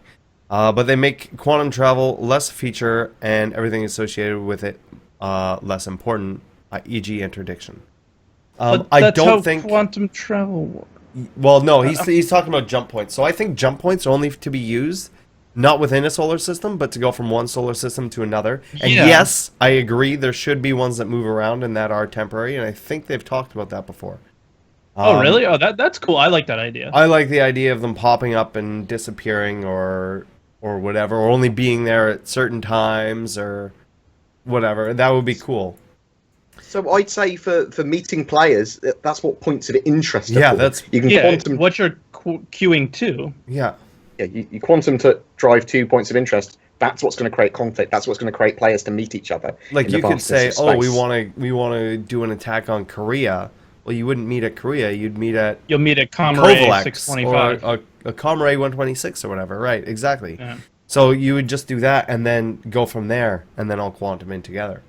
And that's how you would do it. I mean, it would be the same. It's the exact same thing, really.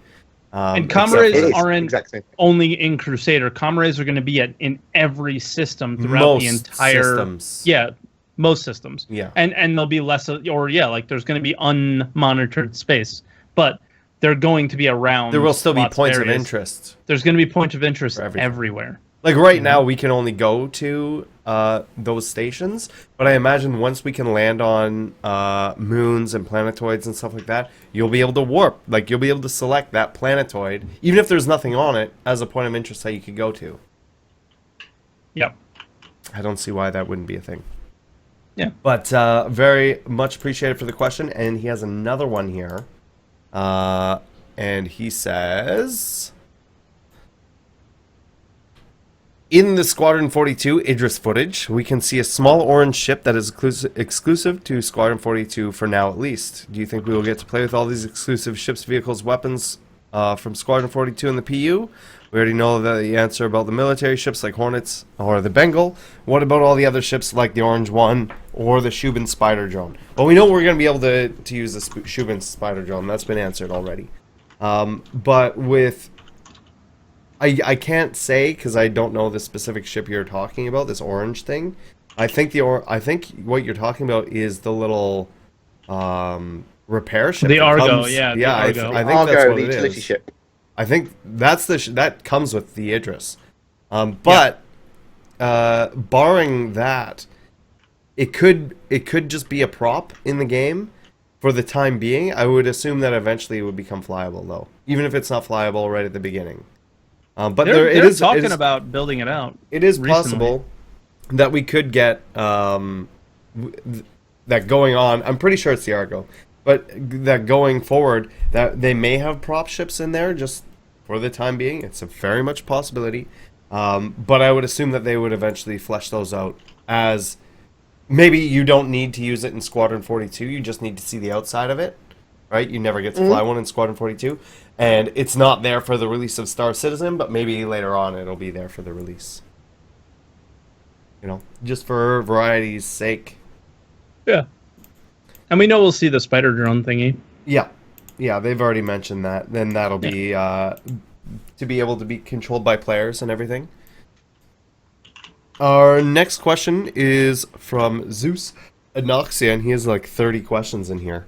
He even asked me, he was like, is it okay if I ask a bunch of questions? And I'm like, if your questions are shit, they'll take them out. And if they're not, we'll ask them. It's good to have questions. So yeah, go for it. We'll get to what we can get to. He's done shotgun questions. He's just on a load. Hopefully one will get in.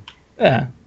Do you think the flood of space games that are now coming out, some are good, some are shit, will hurt Star Citizen? No.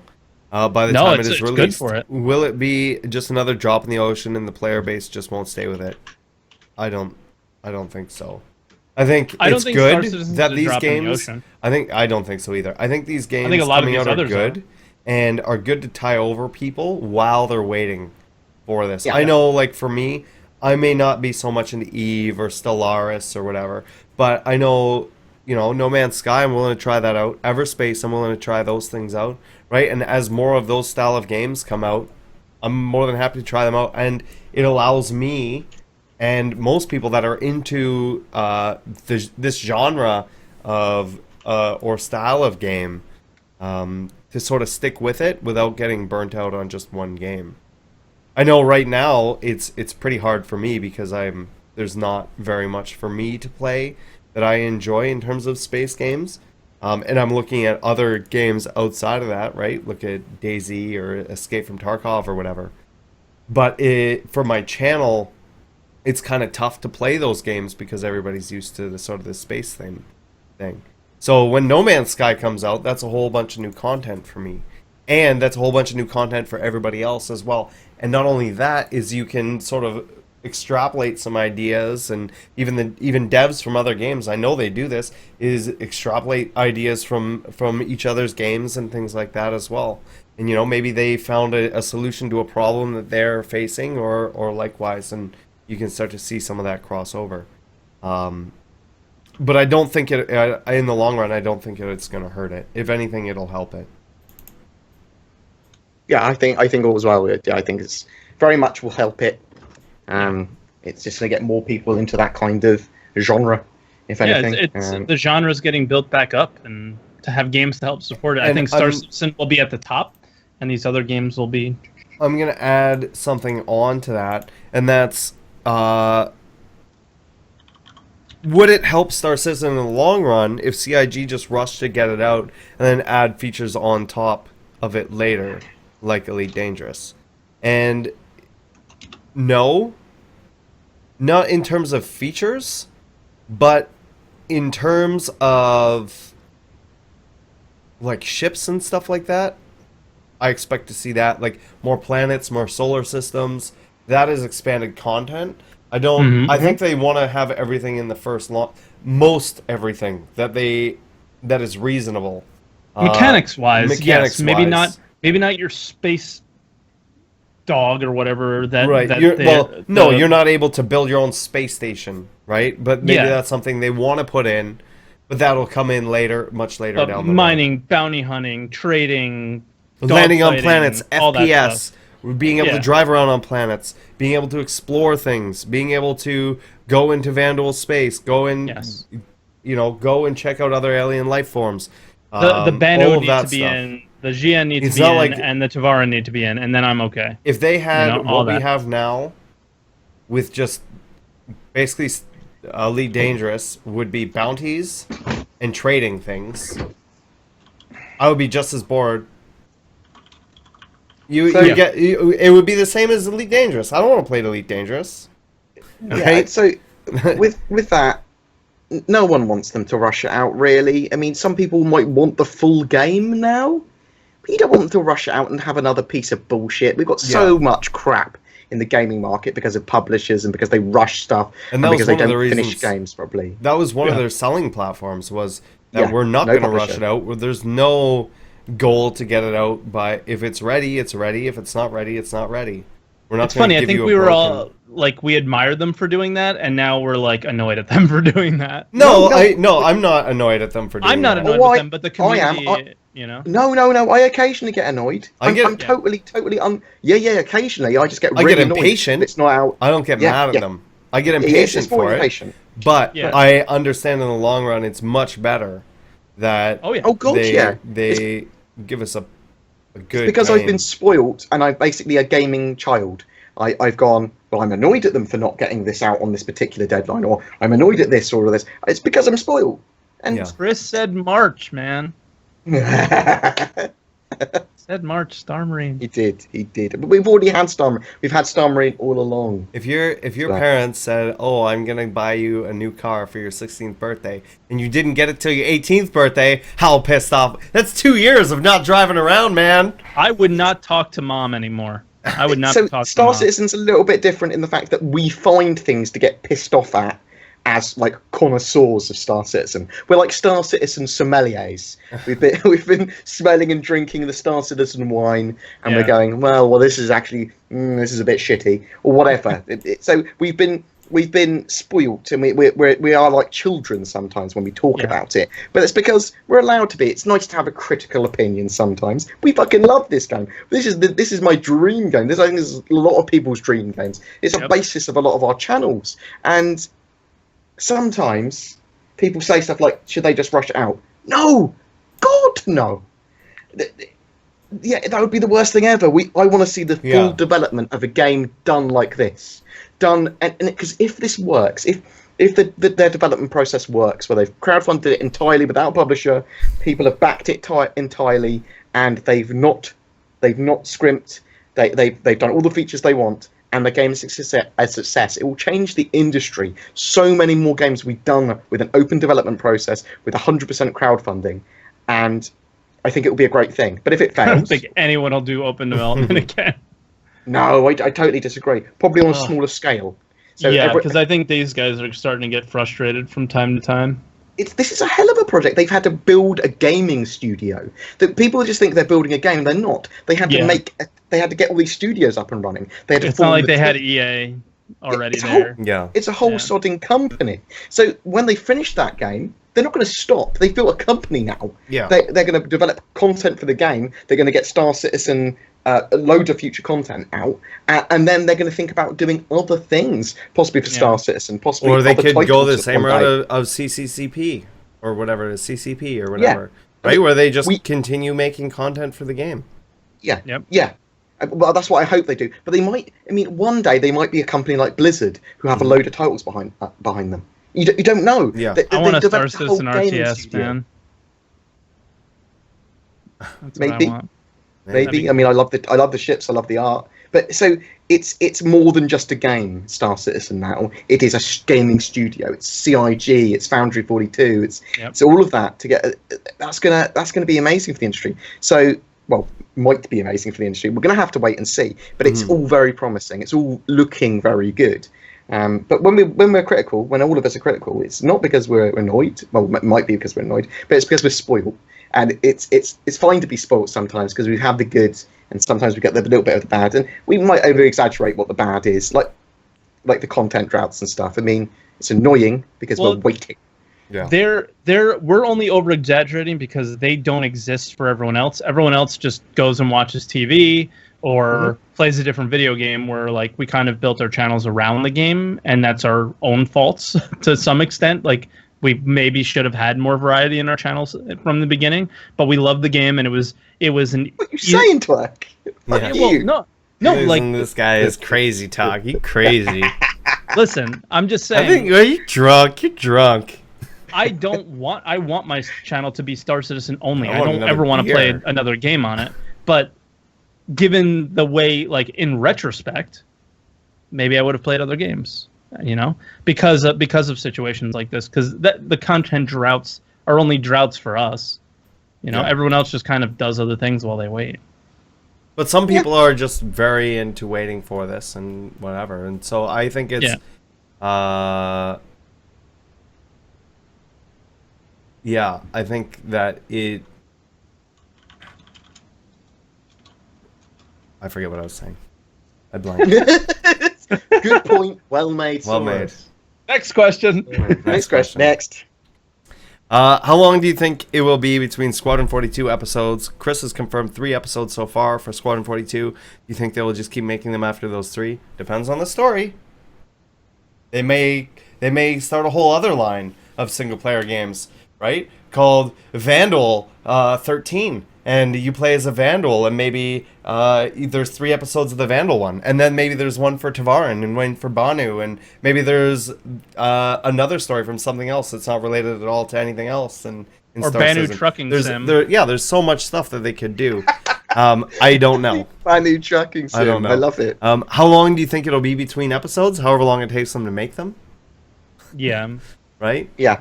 A year, 2 years, maybe. As we just discussed, I mean, they're not in a rush. Yeah.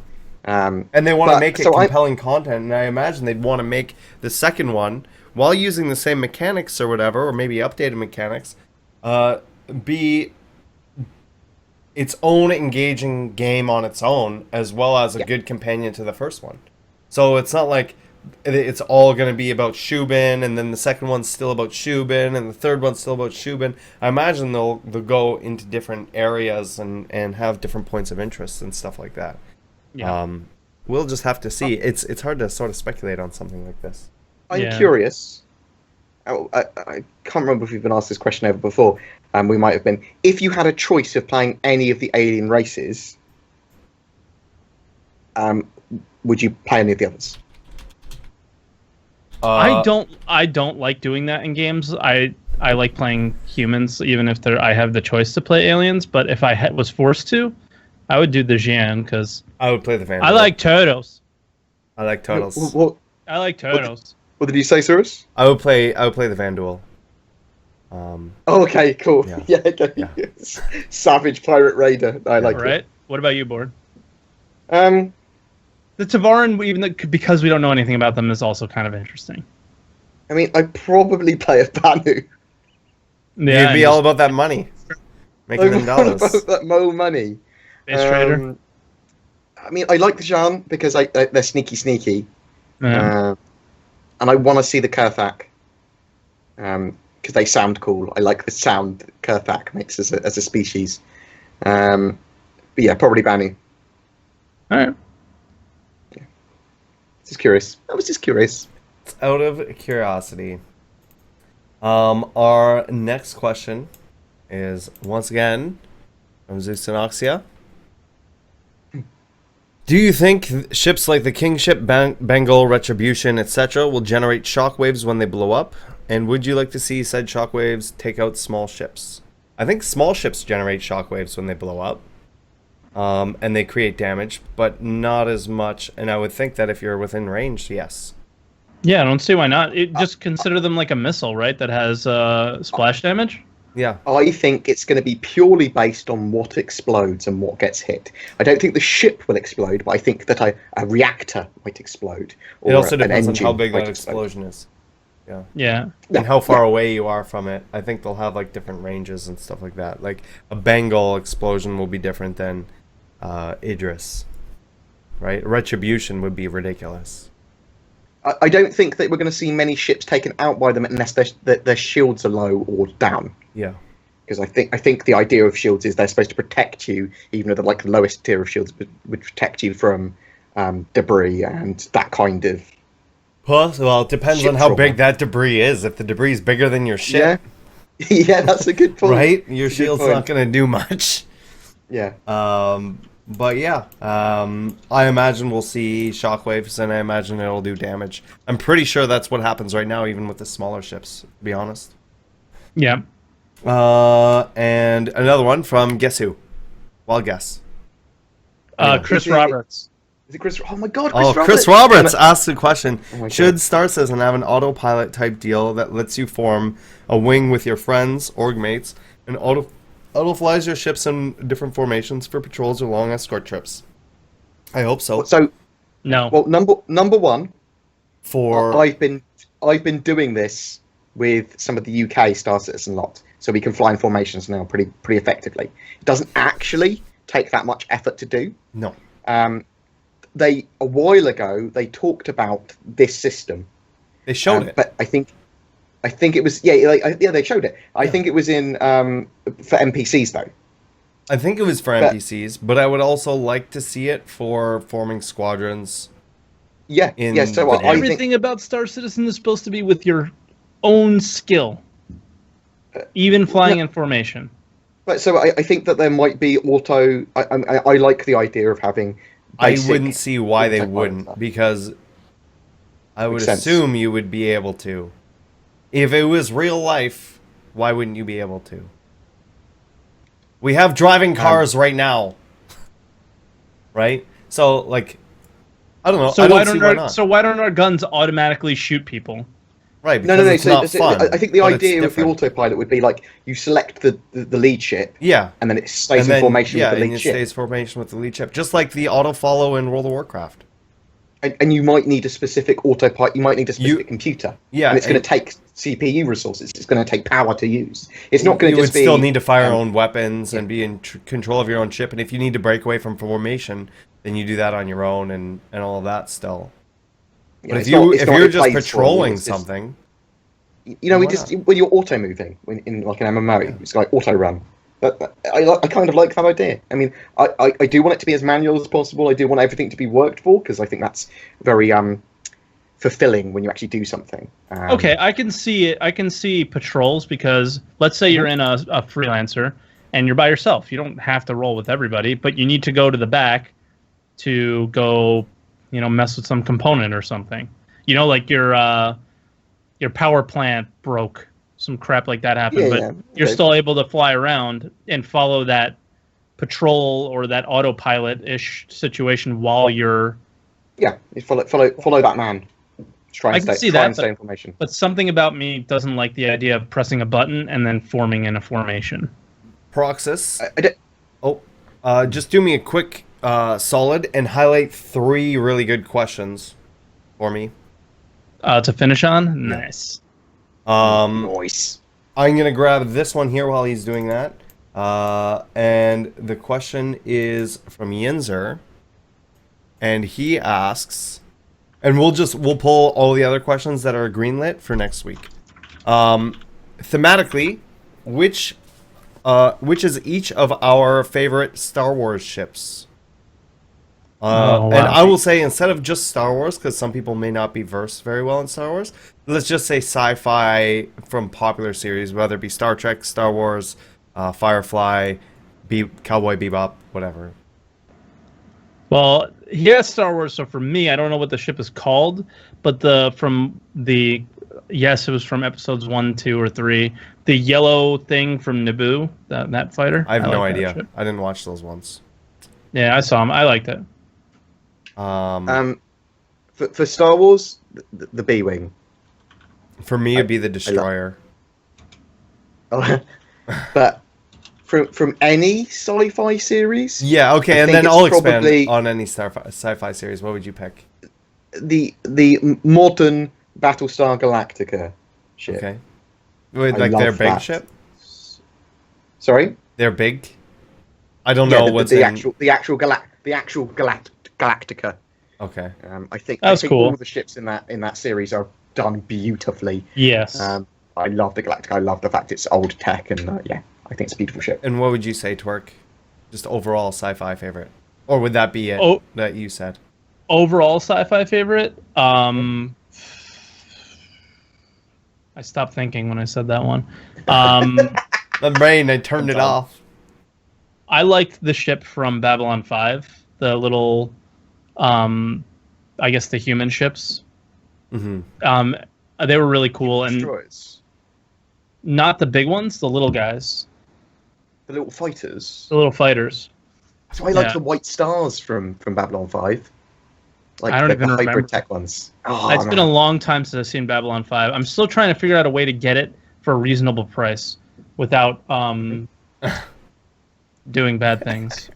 You're just swatting at flies. Twerk is turning into part cat. There's a mosquito in here. There's a mosquito in here. For me, it would be Captain Harlock's ship. Okay. Just like, the thing with a big skull on the front, battering ram that's powered by, it has, the smoke clouds and stuff. I don't know. I really like that ship, and a lot of what I think would be cool about the Caterpillar is because I like that ship. Yeah. And is probably my favorite sci-fi ship. Our next question here, and don't let that stop you guys from putting in questions, by the way. We will answer them next week, and we'll have them for next week. Our next question is from Eric Ate My Parrot. Will weapons and components bought with UEC via Voyager Direct be perishable? Or will they have insurance of some sort so that we don't really feel like we bought a weapon component for one-time use using real money? What? I missed the first part of the question. Okay, so the weapons that we bought with cash, right? that we bought UEC and then we bought with that, are they going to be perishable? I don't remember if there's a. I think they will be, but there's. I would hope that we would get the opportunity to get a refund for them, at least for their UEC. Yeah. Before the game launches. I'm pretty sure that they're currently working out how the insurance is going to work. Yeah.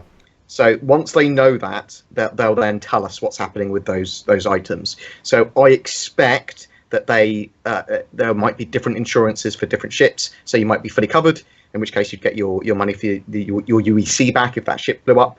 Well, it depends on the insurance, right? So if you have a ship that's because from what I understand, how they want to implement insurance is they want to do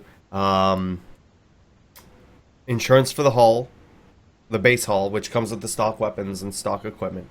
Then any upgrades you make, that's separate insurance that you have to pay. And then any cargo is separate insurance as well. And I think that if you had purchased with real money, something you're not going to be able to purchase in-game with real money after the game's out, then I don't think they should be perishable. Or they should at least give you the option. I think the best way to just handle it is just give people the option to... Everybody gets their UEC back when the game starts, right? And if you want to go out and buy those weapons again, you can with that UEC that you just got refunded. And then it's bought in the game because you bought that UEC. And then that's what you have. Because I don't think... But I'm going to tell you right now, I have 6 Sledge 2s that I'm never going to use. And I have loads of random... I have a load of stuff that the only way to test it at the time was to buy it. I don't want to keep it. We were told that we were going to be able to melt it down at some point. That has never happened. We will be. I'm hoping that even if we can't melt it, if we melt it down or whatever, that it goes into that UEC. And then we can have that UEC and then decide, once the game is out, what we actually want to buy. I think that's the most elegant solution to that whole issue. To be completely honest. I think we need to wait until they have a decision on what the insurance is going to be. And then I think they'll tell us more. And how insurance will work. So... Our next question is from Iwook. And he asks, do you think there's any way we will be able to land in the city in 2.4? So you mean going from space to planet side? No. You know, to do some shopping, or will it be all in Port Olisar? I think it'll be in both. You'll be able to do shopping in both. I just don't think you'll be able to land there. Yeah, Chris in his last 10 for the chairman kind of mentioned that Port Olisar got its rework or ish, and will have some kind of weapons or shops there. And we know they've been working on like Castle Outlet and Cubby Blast. And so it would just make sense to have the systems there. I just don't think you'll be able to go seamlessly. I think you would still have to log out and go and do that way. I don't think we're going to see our planetary landings until we see procedural planets. And we may see those both at the same time. Exactly. Yeah. And our last question here from Demonic Mongoose. I was dubious about buying the Prospector, but when I saw the design and the seemingly decent cargo capacity, I instantly bought one. But, as per the Q&As, the cargo capacity includes 8 spare containers and the 4 equipped. Not what it can carry at one time. It's if it's a solo ship that's no longer 100% effective / efficient on its own, you're reliant on a hauler to be able to mine full capacity. Do you think this is fair, and that who wanted a truly solo miner shouldn't feel hard done by, slightly salty? I'm going to jump in really quickly and say it has space to hold 4 of them, so it should hold 4 of them. It has extra ones so that if you are working with someone else, you can offload those and still fill something else while you're offloading those to somebody else. I don't think it affects the solo ability of it. I think that you should only be able to do 4 as a solo miner instead of 10 or 12 or whatever it is. What he's saying is that the cargo capacity that was listed wasn't of 4; it was listed of 8. It's of all of the containers. Basically, the cargo capacity is listed for all of the containers being full with all of them. But you can't fill all of them at once. Well, you can. You can And you can drop them off. You can leave them there. There are so many different ways. This ship has a lot of possibilities. You could behind it. bore a hole in the side of an asteroid, right? Because we know they're going to be voxel, and just hide them in there. Yeah, and then come back. You could have your own special drop-off point. You could have you could mine all of the containers and then drop them off and hope they're still back there. You could ferry them back and forth. You could have one of your own haulers parked nearby. There are, or you have the option of getting someone else to help you as well. Now, when you talk about being 100% efficient, yeah, because it's got extra options, the only way for it to be 100% efficient is to work with a hauler. But it's perfectly viable as a solo ship. And there's lots of ways that you're going to be able to efficiently mine and make it really effective because it's got those extra cargo pods. I've been reading into the Prospector. I got really psyched about it. But yeah, I think that pretty much wraps it up for this week's podcast. Twerk17, where can people find you? What are you up to? You guys can find me right here on this channel, Twerk17, twitch.tv/Twerk17, Twitter at Twitch, Twitter at Twerk17 Gaming, and YouTube at Twerk17 Gaming as well. But what's coming up, it's hard to say. I might be playing some cool games in the near future, but I'm not allowed to say them. But so yeah, just keep an eye out on the Twitter, and I'll let you know what's going on in the next few days. Seriously, do it. Seriously. Do it. Do what? I'm telling people to keep their eye on the Twitter. Oh, yeah. I'm almost positive I'm allowed to say it. I think the other content creators have been saying it, but I want to make sure before I do. So, okay. But I can tell you that my stream's going to start early tomorrow, and that's about all I can say. And it's for something you're excited about, obviously. Sure. I'm smiling. Cool. So that's about it. What about you, Board? I'll be, I don't know, playing on some more Vive. My Rust server has a reset tomorrow, so I'm going to be playing a lot of Rust. But people can find me at BoredGamer UK pretty much on every media. So YouTube, the Twitters, and check me out, subscribe, look me up. It's appreciated. But if you're not interested, then don't maybe, and then I'll just cry myself to sleep. Because, yeah, thanks, guys. But I do have, currently, a Prospector giveaway on the go. If you comment on any of my Star Citizen videos or the forum post on the RSI website or on the Redacted post, you have a chance to win a Prospector throughout the month of May.